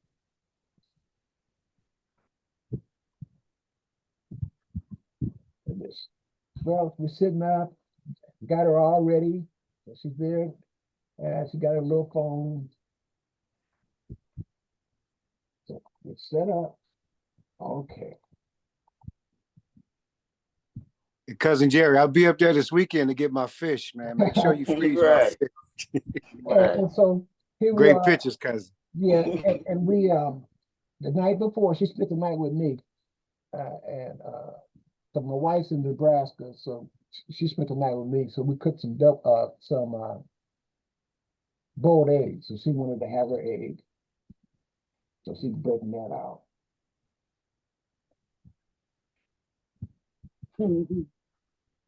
There you go. See that? Can I say something? Go ahead. Let me say this. I'm a daddy's girl from the man that raised me, not my biological father, and I'm also my papa's. My That's what we used to call my grandfather, papa, and she is going to remember this more than how much you spent on her, but the time that you spent with her. I'm gonna say that. Uh, your granddaughter is going to cherish the moments that you spend with her. Thank you so much. That's my great granddaughter. Oh, you're great. Yeah, and that's a double. Yes, yes, yes, sir. Yes, sir. So that's a double. That's the first fish.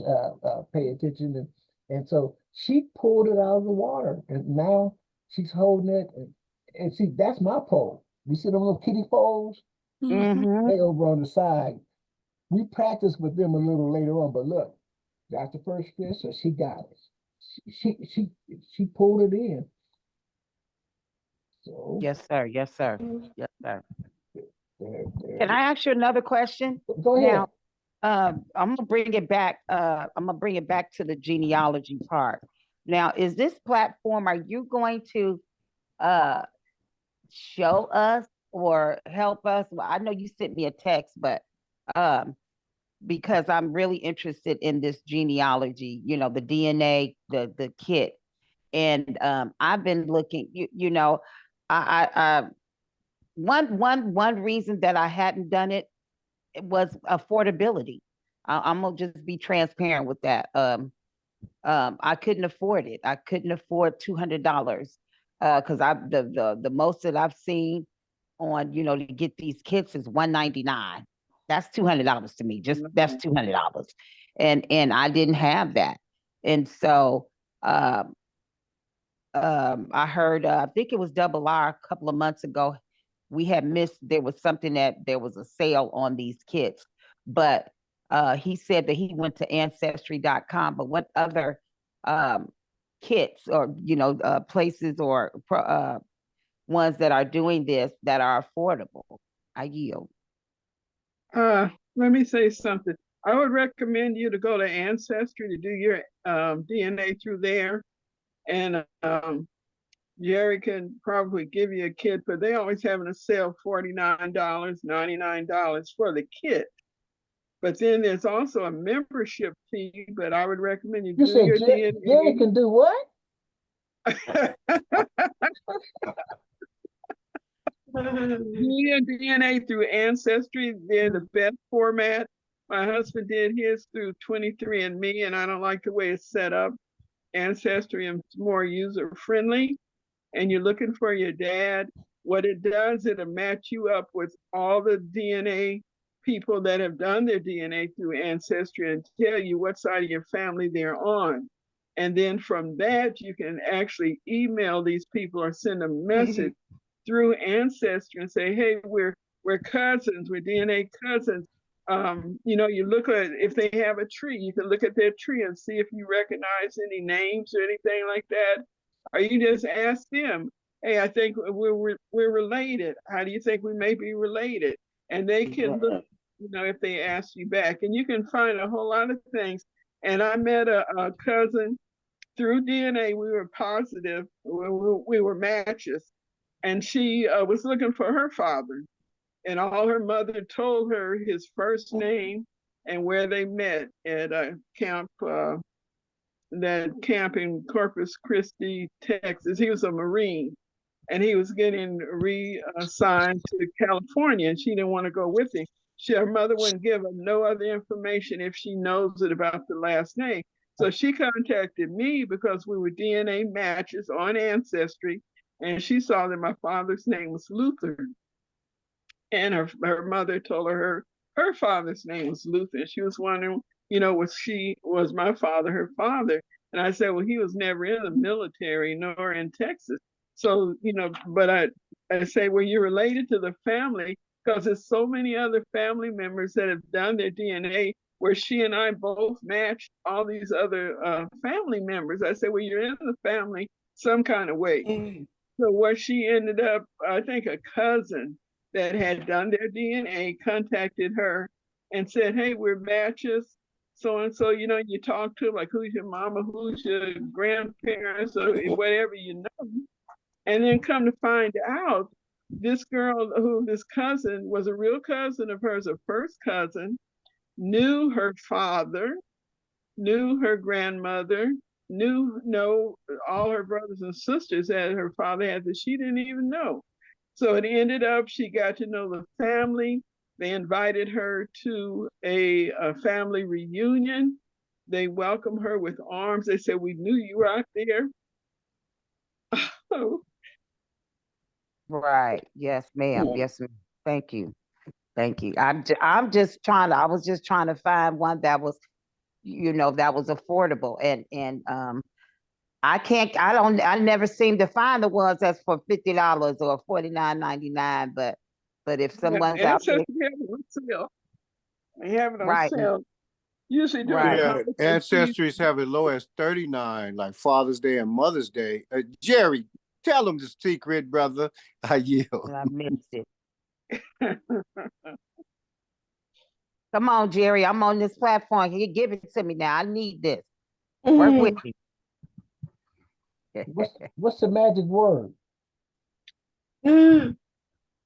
What's the magic word? Are you talking to me, Double R, or Jerry? This is Jerry talking. What's Okay. the magic word? Please. Please. I need some help. Please. I'm not too proud. Well, you'll have one coming your way this week. Okay, thank you. I yield. So contact me if you need any assistance or which way to go. And also with the DNA, it gives you ethnicity. And you're saying your kids are, I think you say your children are half white or something. But you'd be surprised, you probably have some European in you also. And they'll give you all that information. They break it down into percentages and things like that. And it's real helpful. It's really helpful. Thank you. Thank you. I will do that. And may I add a little something? After you do your DNA on Ancestry, there's also a search engine called GEDmatch that we push, but some people don't like it, but Jerry and I push it sometimes. So after you get your kit and your results, then we'll talk about that. Yes, ma'am. Thank you. Thank you for that. So my hand was behind my back. So I had to cough up the test. And also to remember, if I may add, that you will have to pay a monthly fee. You don't have to pay it because Brother Jerry, if you give him access, he can go deeper and unlock some things. If you give him the information, so he can manage your account. Okay, will do. There's a kit. Oh, beautiful. Thank you. We'll have and all you have to do is spit in it. Yay! No blood.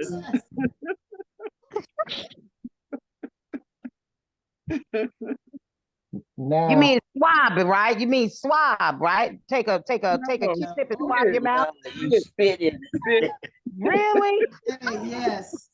That's what I did. So your kit, when you get it, you have a tube that you gotta actually put in your specimen in there. Take it up a bit, mail it back, and good to go. So about, they say 6 to 8 weeks, you should get your first results. Okay, and then you have to UPS this, right? Take it to UPS. I mean, or just the regular post office.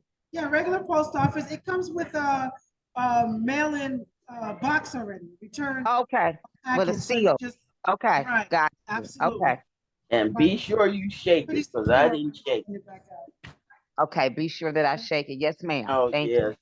And keep your box, it has a number on it, because you're gonna need that number of your kit, of your specimen you turn in. you. Oh, So okay. keep All right. all the Thank Yeah, paperwork when you activate it. turn it in. Mhm.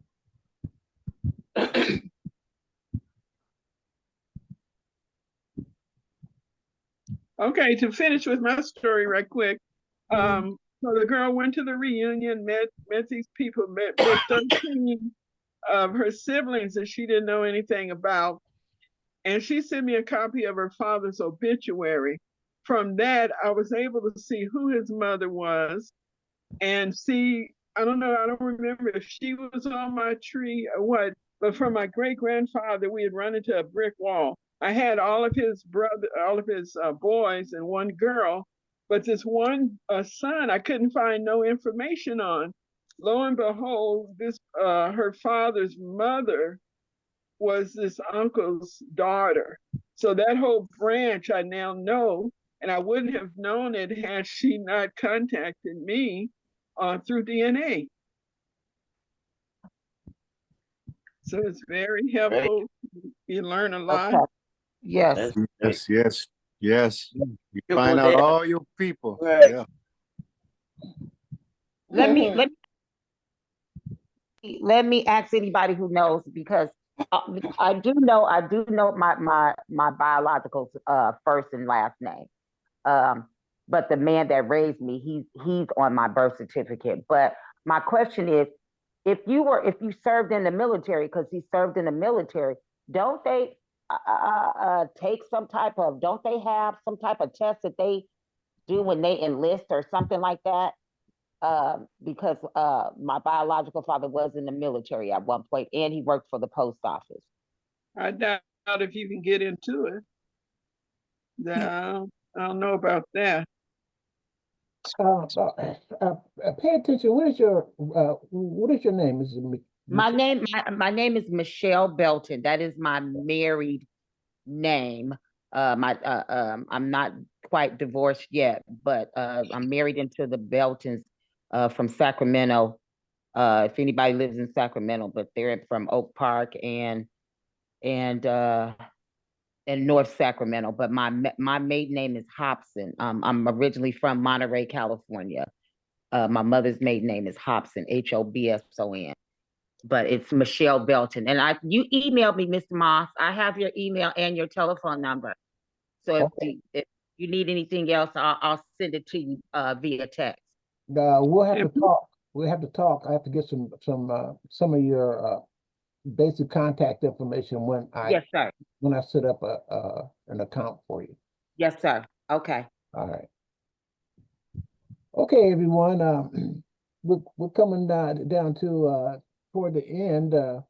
Is there any additional information? We've got a new person that came in that I can show you some. I can show you the program. Ancestry has some new tools. I can share some of those with you.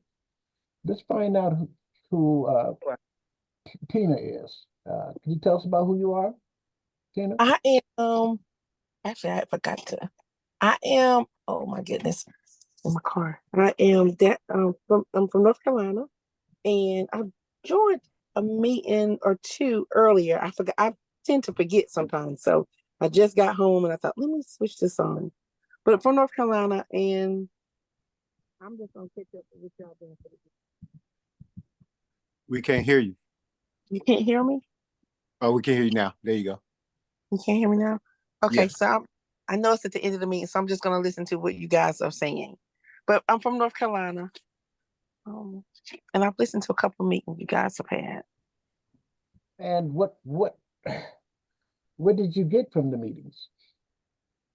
Well, I got from the meetings that I can look on the Mormon site and find other things. So that was kind of very useful. I shared that information with some of my cousins.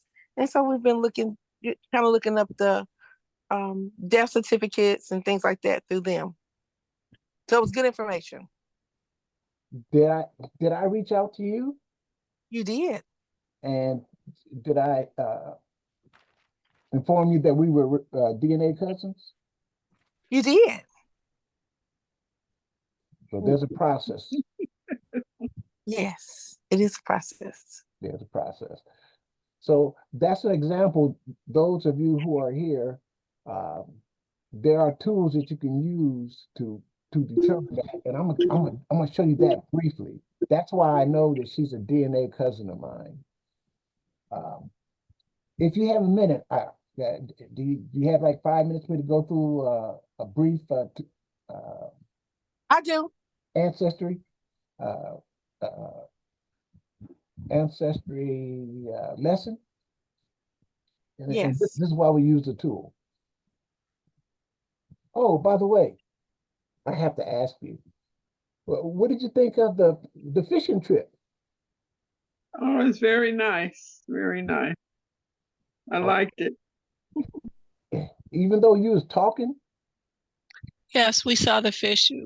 She was looking at it, and it looked like she touched it a couple of times. Then she had her own little pole. So, okay. Yeah. So did she put the bait on the hook, or did you do it? No, I did it for the big poles, but I set hers up just so she can practice with it. See, I had to keep her attention. I had her out for about 3 hours, so I had to do certain things while you wait and teach her patience. And then toward the end, that's when I had gotten her poles rigged up so she can practice. So she was practicing on her poles. But when I was fishing, so when one hit my poles, I gave her my pole and let her reel it in. So Very good. That's so she can get the feel of what it's like to tug and to catch a big one. I got the hook. Very good. Hook my girl. Okay, here you go. Thank you for Tina, for your explanation there. Okay. Let me see. Who has who has uh that has Ancestry? Who has Ancestry open right now? They have Ancestry open. Well, I can open it. What I want to know is, what does it look like once you create a profile? Is it excuse me, is it going to give you names of people in a list? Yeah, it's gonna show you all that. I got it, Jerry. You got it? And the important thing is Okay, your highest centerboard. let's share your screen. I'm gonna share your screen. Can you share? Do you know how to share your screen, Reggie? No, I don't know how to do that. Are you on your computer? No, I'm on my phone. Oh, wow. I'm on the computer. How you do it? I got my DNA matches open. How you share? Oh no, I'm not hooked up to this on it though. You on your phone? Yeah. Oh, Or maybe if somebody could take a screenshot, Reggie, double R, if you could take a screenshot and then send it into the chat so I can, because I'm a visual. I'm a visual. I gotta see what you're talking about. You could be telling me 1,000 things, but if I don't see it, it doesn't register. All right, I can do it. I just have to be creative over here. That's my role. I gotta be able to do it. So Jerry, while you opening it up, is this gonna be on the YouTube? Yes. Okay, because my son wants to see it. Okay. Jerry will send you guys all the meetings online, so you can watch them again. Okay. And you can see them online. It's called it's under Moss Genealogy Research Group. All my meetings are there. All right, now let me share this screen with you. I'm gonna answer your question. Okay, can you see that? Can everybody see this? Yeah. Okay. Oh, I can't. Okay, this is my home screen. Well, It's home screen, and it has home, trees, search. Let me make it a little bigger for some of you.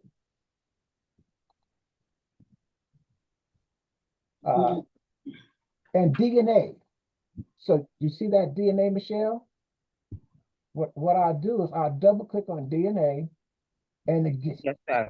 it has origins, matches, through line, Okay. traits. I'm gonna look at my matches. Double click on Okay. that, and look what it does. It's processing them, and then Wow. Wow. and what it does. Let me make it smaller. Okay, it shows the matches, and this is why I recommend that you have as many family members as you can take tests. And so my DNA matches, the first ones that you see, they're my kids. So there's my son Jerry, my son Donnell, and my daughter Bridget. And look at, they have a number, the central mortgage, that's how they measure. So there they are. And then so you can do all matches, and the higher the number of the centromorgans, the closer they are to you. So all these are the closest people to me. And I know these are my relatives, and I put them in groups. Here's the right, red is my father's side, and that blue is my mother's side. Okay. And then as you go down, look at these matches, and I know who they are, red and blue. This one is on my mother's side, because it's blue. And these red ones are who matches me on my father's side. So, and they'll tell you if it's on your mother or father's side, it'll be listed there. yeah, it says it, both sides. You see that? And both sides. And now here's another thing that it does. You can do it by parent. Look at this. This is all my matches. And then you pick by parent. Double click on that. And look at here. Wow. It shows you all the matches that are on my paternal side and on my mother's side. Look at this. On my father's side, with this DNA, their database, there's 8,894 matches. Wow. That match me on my father's side, and then there's about the same amount on my mother's side. And then what you do is you click on this, view matches, and what it'll do, all these people here are who match me on my father's side. So you see the red? These people all match me on my father's side. And the numbers are, see the centromorgans, the high centromorgans are the closer they related to you.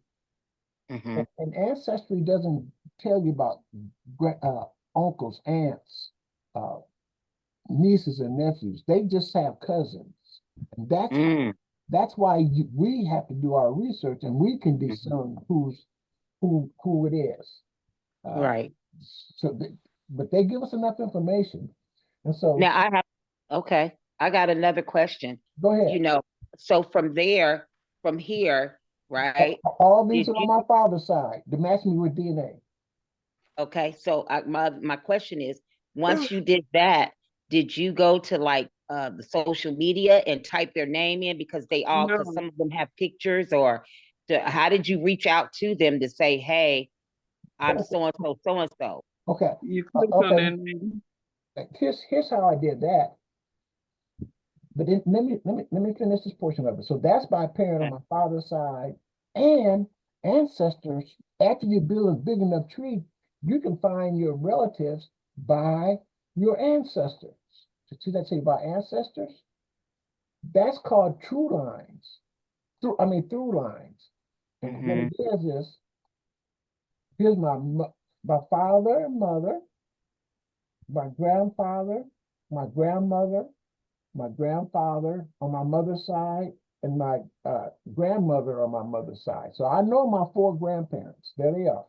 And so then their parents here they are, Tom Moss, Della Heron.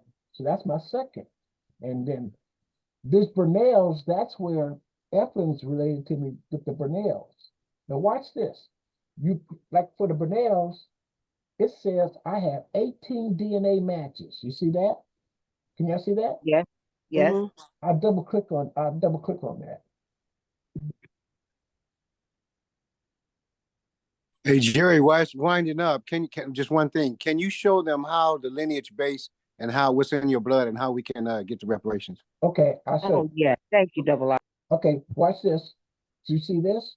So that person there has Isham Burnell, and then Ethel, that's my grandmother, down to my father and me. And then her brother is Godfrey, and you pick his name, and look how it comes down to all his 1, 2, 3, 4, 5. And these are all my matches. So that's isn't that a helpful tool? Yes, it is. Okay, so let me answer your question there. So you can do it that way by just all or some. And one of the first things that I did when I got this is on the home, I wanted to know what my ethnicity was. And so here's what it is from home, double click on the home. And where's the ethnicity at? No, you have to go. Let's see. Let's see. Let's see.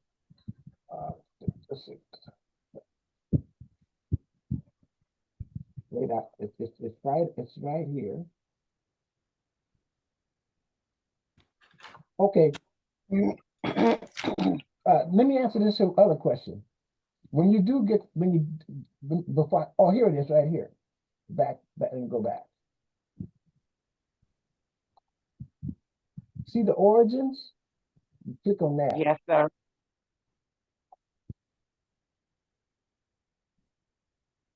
That part. Now that's jackpot right there. That's jackpot. Right.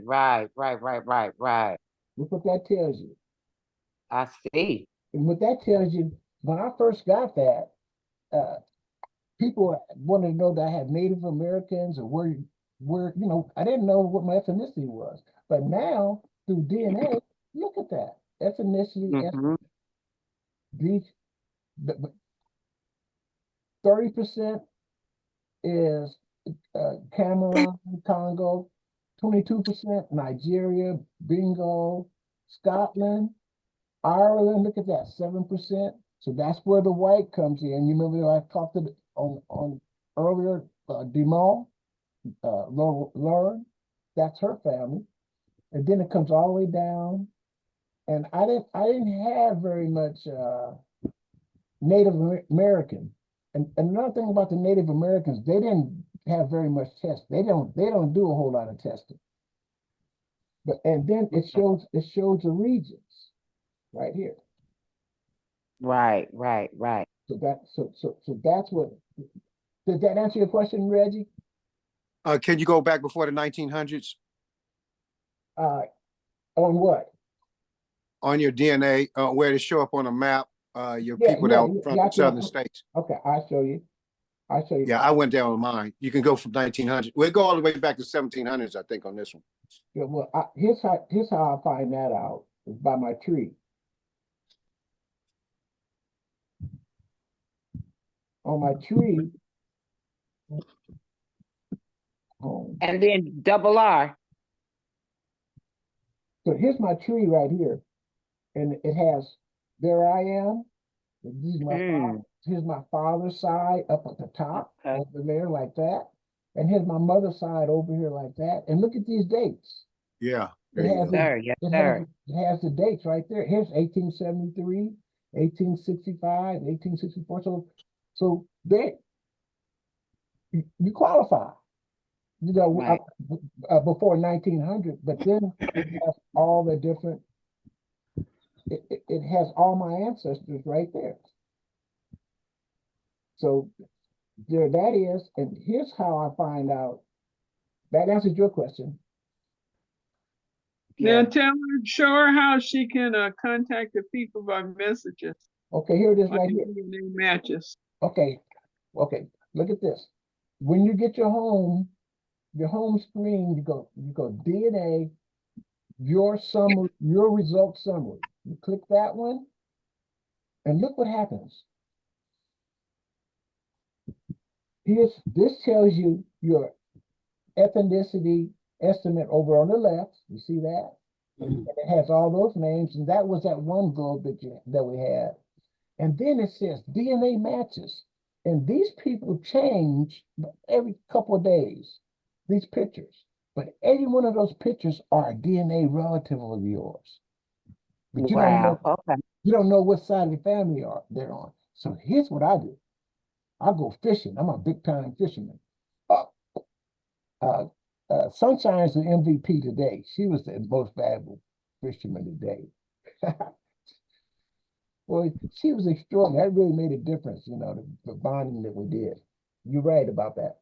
So, okay, these people are relatives of mine. So I double click on her, for example. And they say that she's the 4th through 6th cousin. And I had nothing. Ancestry just gives you they give you these people every day, every couple of days, new people. And then what I do a share match with it. No, their name, I click on her name, and this tells where she joined in 2024. She was last on today, and then she has a tree. So if I need to check the tree, I can use her tree and see how we related. Got it. And then what you do, shared matches. You click share matches, and what it tells you is, look at this. These are the people who match her. Okay. There she is, Felicia Thomas. She matches my daughter, 23 centimorgans, and I match my daughter 3,400. So it shows, and this M is for my mother's side, and F is for the father's side. Now that's the pro. That's the new program that they have.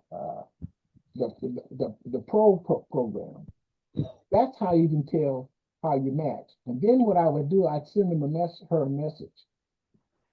The way I send her a message, you can see you have access to sending a message. I know she's a relative. She's on the fourth side. But let me slow down a minute. Let's take a look at her one last time. Because I want to see if she's on my mother's side or father's side. And the way you determine that is, see this right here? Those eyes, you click on that. And then you put shared matches right here. And there they are.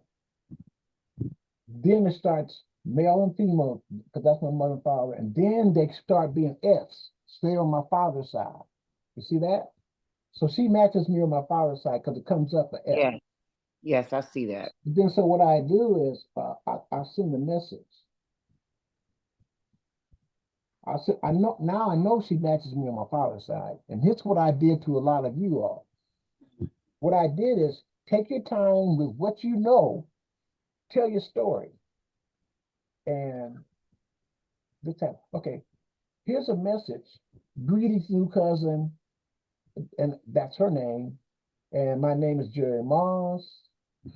Some of your ancestors are related through shared DNA on my father's side. I tell them. And then I'm contacting you to acknowledge your hard work. You gathered some valuable information. Privacy is important. And then the people I'm researching are my four grandparents, Moss, Ellison, Burnell, Kirksey. And then I host a genealogy group, and I tell them a little history about myself. You see, my mother's family's from Texas, and my daddy's family's from there. And then after I get all this down, I have Zoom meetings. The meetings are first and third. And then what I do with this new person, I do like this. I'll take this and come down. It's blue. I'll copy it. And then I'll go to this person.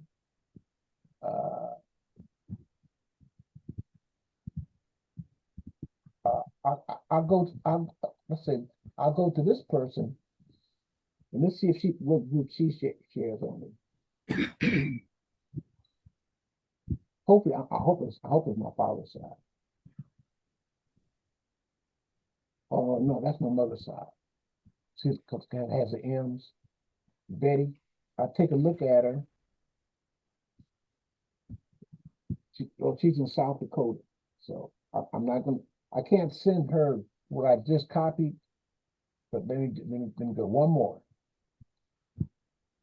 I don't want to take all your time. One more time. But these are the people that you send the message to. How about this person here? I think he's on my father's side. Let's share matches. It also has it up at the top. It says paternal side. But sometimes you got to verify it. They say it, but you got to verify it.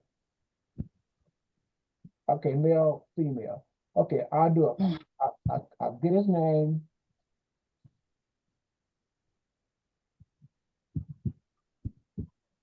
And his name is Benjamin. Okay, and I'll click here, type in a message, and I'll paste it. And that's everything that I had. All my. Oh, okay. And then I just click, go back here, and then just type Benjamin.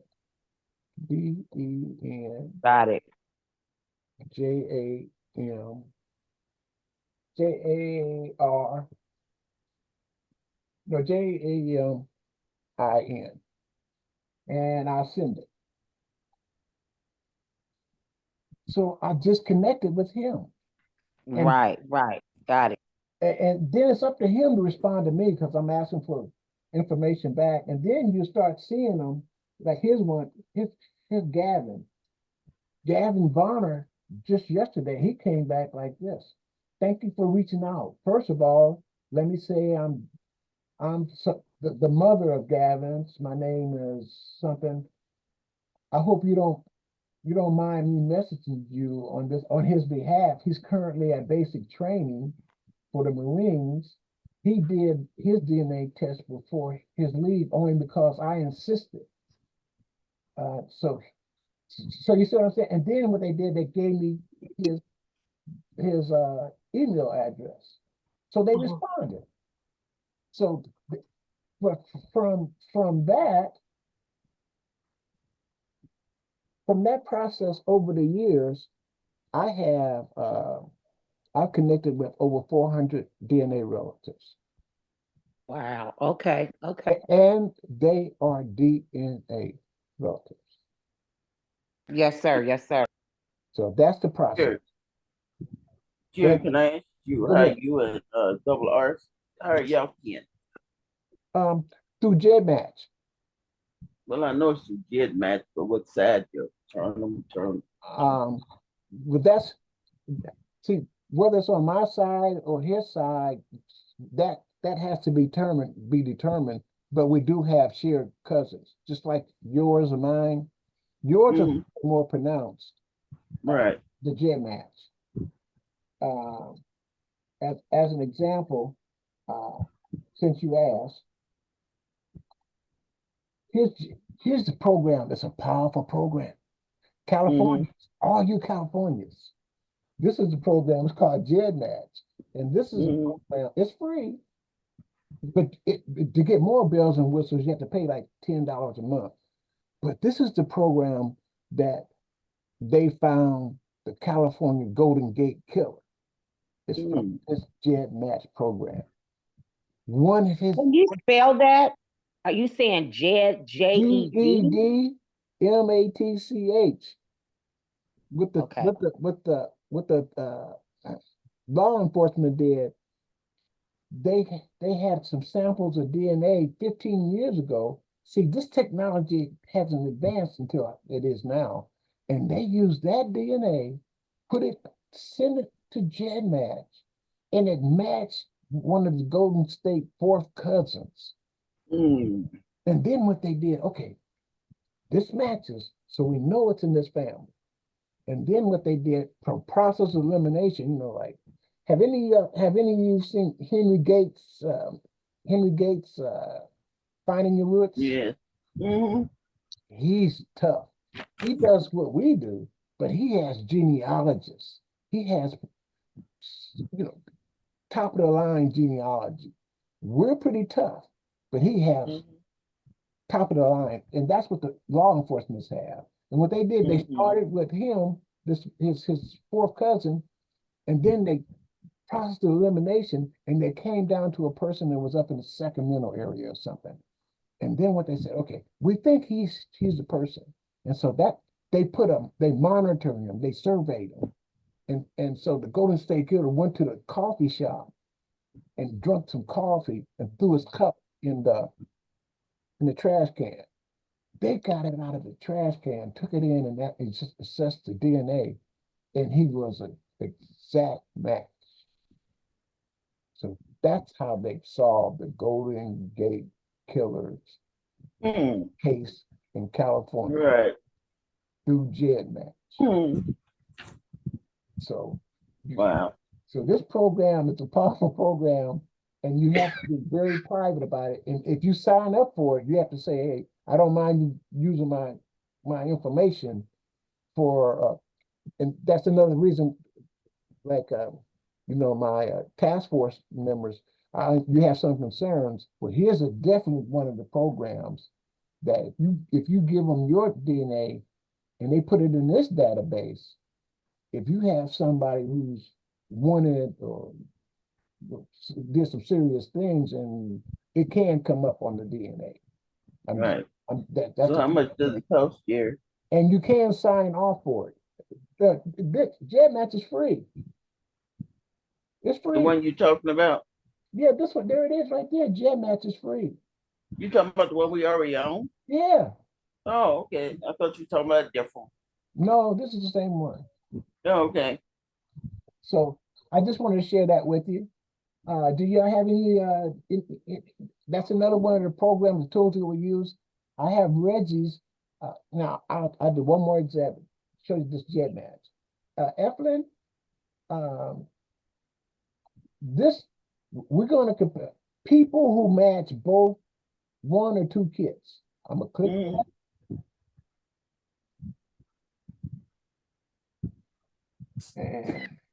And do my email address real quick. Watch this, everybody. It's pretty interesting. Continue. See, they got all these here different security things. Now watch.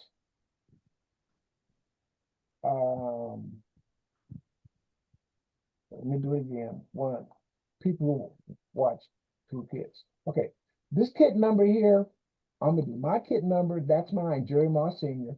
Eflin, what is your kit number? A635985. Oh, just a minute. What?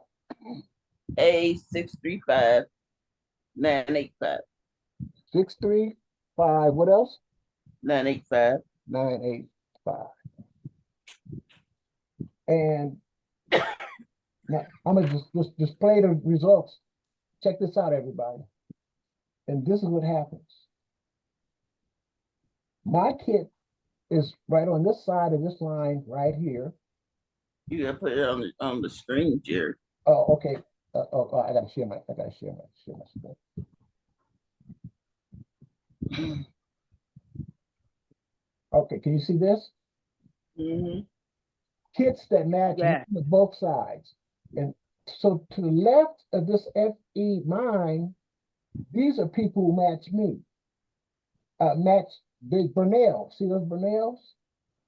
And here's hers. Here's her number right here.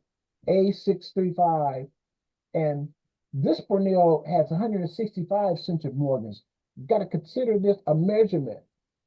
Each of us have 7,000 as a measurement to start with, each one of us. And our kids have half of it.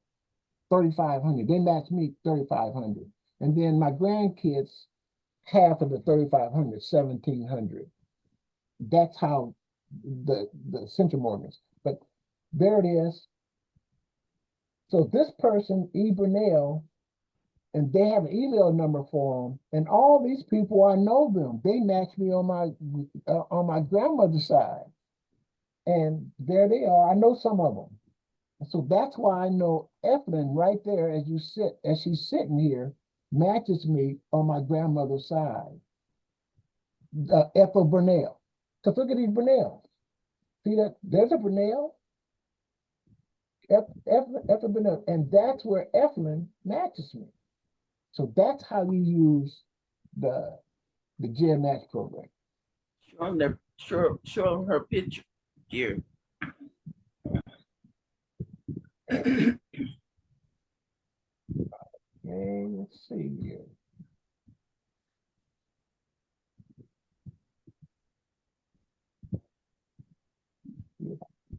Oh.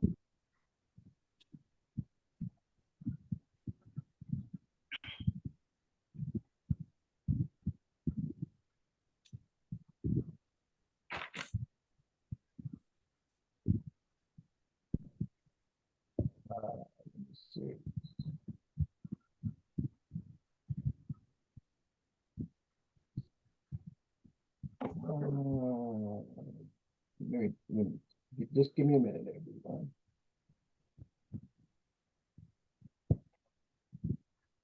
Oh, you want to see her picture, right?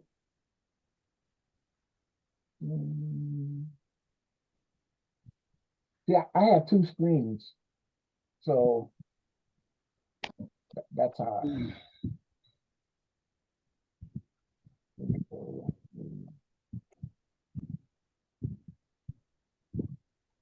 Evelyn, I, I, I, I, I don't have it right here in front of me, but Evelyn, she favors the families. That's what she's getting at.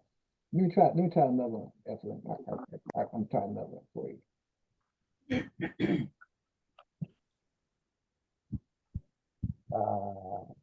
Genealogy research.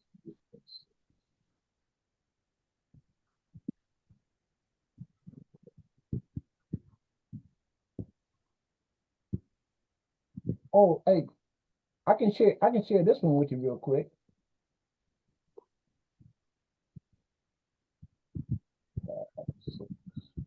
Look at this. Tell them about that, Reggie.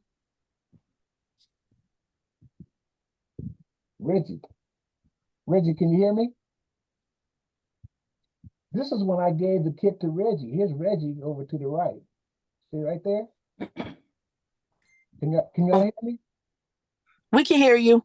Yeah, this is when I was they were at the task force in San Diego, and Reggie, I gave a presentation, and then I gave this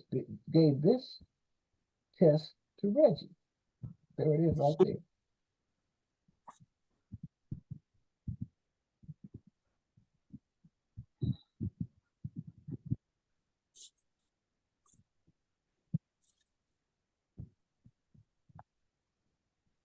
So I have certain folders for different things. So Evelyn, I'm gonna have to pass on that right now, okay? All right, that's okay. But it's a picture, but a picture has a family. Okay, so can we have I want to thank everybody for participating. Can we have closing remarks as we close this day out, and just any words that you want to have to anyone, or your closing remarks? We'll start with Erling, and then Eflin, and then Tina. Thank you, Heavenly Father, for allowing us to meet Jerry, those of us that didn't know him, and his enthusiasm with the genealogy and sharing his knowledge with us, and continue the good work. And we all work together, and we figure this thing out sooner or later. Amen. Thank you. Amen. Amen. Go, Evelyn, please. Thank you, Jerry, for the forum, and everybody who answered my questions. I appreciate it. Thank you, Evelyn. Tina, and then Yes, I would like to say, I appreciate this journey of getting to know people that we don't know that's our relatives. The experience is it's just wonderful to have the opportunity to meet people and have a connection, and a connection of family and love and fellowship is something that we have definitely got away from in our lives. So this DNA is definitely bringing us all full circle. I mean, I was looking at yours and it says, on Jerry's, when you were pulling it up, and it had said the Eastern North Carolina. And so, of course, I'm in North Carolina, and I'm still trying to figure out where we connect. And we were trying to figure that out last time when I gave you access to my account. So, still trying to figure that out, but definitely appreciate that. yeah, we will. We'll get closer to with it, especially if we get you to put your information on the JED match. Did you do that? No, I hadn't done that. Okay, well, let's talk about that. Okay. Truth Bay, and then pay attention.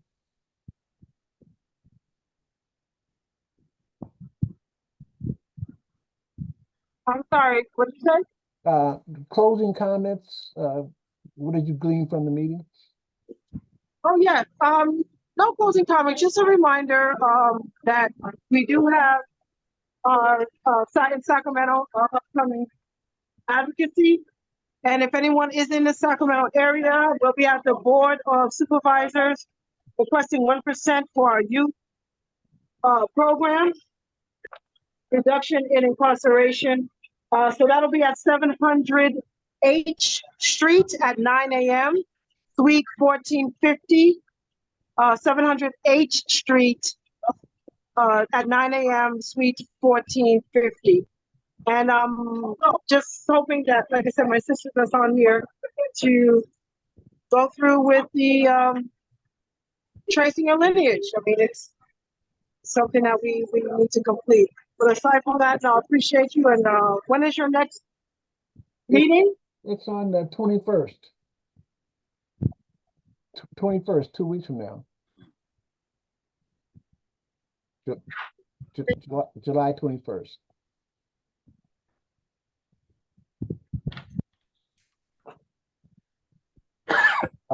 Michelle? Yes, I just want to say thank you again for everybody that's on this platform.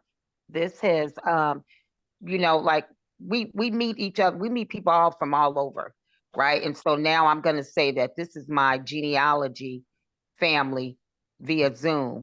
And so that's how I'm going to say that. And then I'm looking forward to knowing where I came from. And then as soon as I figure out who I am, I'm going to spread the message on to the next person so they can find out who they are. Thank you so much. Right on. We'll be talking during the week. Yes, sir. It was nice meeting everybody. Once again, this is my genealogy family now. Yes. Tanisha? Nice meeting you. All right. Tanisha, I know you didn't want to say very much. You were listening. Do you have any closing comments? No closing comments. Just thank you for hosting this meeting. I've already done ancestry DNA test way back in 2018, but I'm happy that you went through the menu of the screen of what I needed to do next. So that was informational to see how you showed the screen, how to track things. Thank you. Good, good. I'm glad that the tools that you can use. Crystal, closing comments? Oh, I couldn't almost find the mute button. Forgive me. I wanted to say thank you for this informative platform. And also, Dr. Trubay, thank you for insisting that I go forward with this Ancestry DNA test. I do have the kit. I am curious where it's going to lead me because I'm an investigator and a researcher at heart anyway. So this is just only going to sharpen the various access points that I need as it pertains to connecting with my family on each side. So thank you, Mr. Jerry, for having this platform and introducing us to the various components of this. And I know you're only scratching the surface within the little bit of time that you have with all the detail that we can do with this technology that they now have for us. So that's all I have. Ashe. And I'll, Krista, if you decide to do, take your test, I can help you manage your test and go over the process with you also. Just for a good chance, get my number or email me, and then we can, I can help you with yours also. Okay, wonderful. Will do. Thank you so much. And my closing comments is, whether it's one or many, I much rather work with a small group that's together than a large group who's divided. And I appreciate how you respect each other and you're sharing the information, and it makes my purpose, worthwhile. And I just want to be able to share what I know. There's an African proverb that says, if you learn, teach. And I know how to fish. And my little girl today, she caught fish. And that's what we do here with DNA. All of you, I go big time fishing. I don't fish for no minnows, but you got to catch some smaller ones to catch the sharks. And that's what we do. We bring ourselves together. I never knew a lot of you, and now by reaching out, taking action, look at us, we're together. Hey, Ron, how you doing? All right. I just remembered that the meeting was happening. Looked at the calendar, and so I tuned in, and I was like, "Oh my goodness, it's almost over. Let me try." So glad I tried. Glad I got in. Well, we're going to give you a copy of the meeting. Hey, tell us a little bit about yourself, because we are getting ready to shut it down. But tell us about yourself. I'm glad you're here. Okay. Well, he just a boy from Houston, Texas. Joined the Navy when he was 17 years old. Come from a family of 8. My mama is from Weeks Island, Louisiana. So if you was standing off the coast there, off the coast of Genealogy, looking at the water, you look to the right, you'll be looking at Avery Island. If you look to the left, you'll be looking at a place called Sitmo Point. You look straight ahead, you would be looking at where Weeks Island used to be. Weeks Island is underwater now. The place that is a front for it is the Martin Salt Mine. So Weeks Island used to be, my forefathers were salt miners. And the rest of them, I even got a cousin that's still working the sugarcane mill there to this day.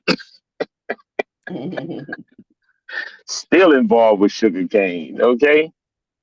So they were originally bought there. The great-great-grandfather was bought from North Carolina in the 1800s. We can prove him. We found him 1800, moving from North Carolina.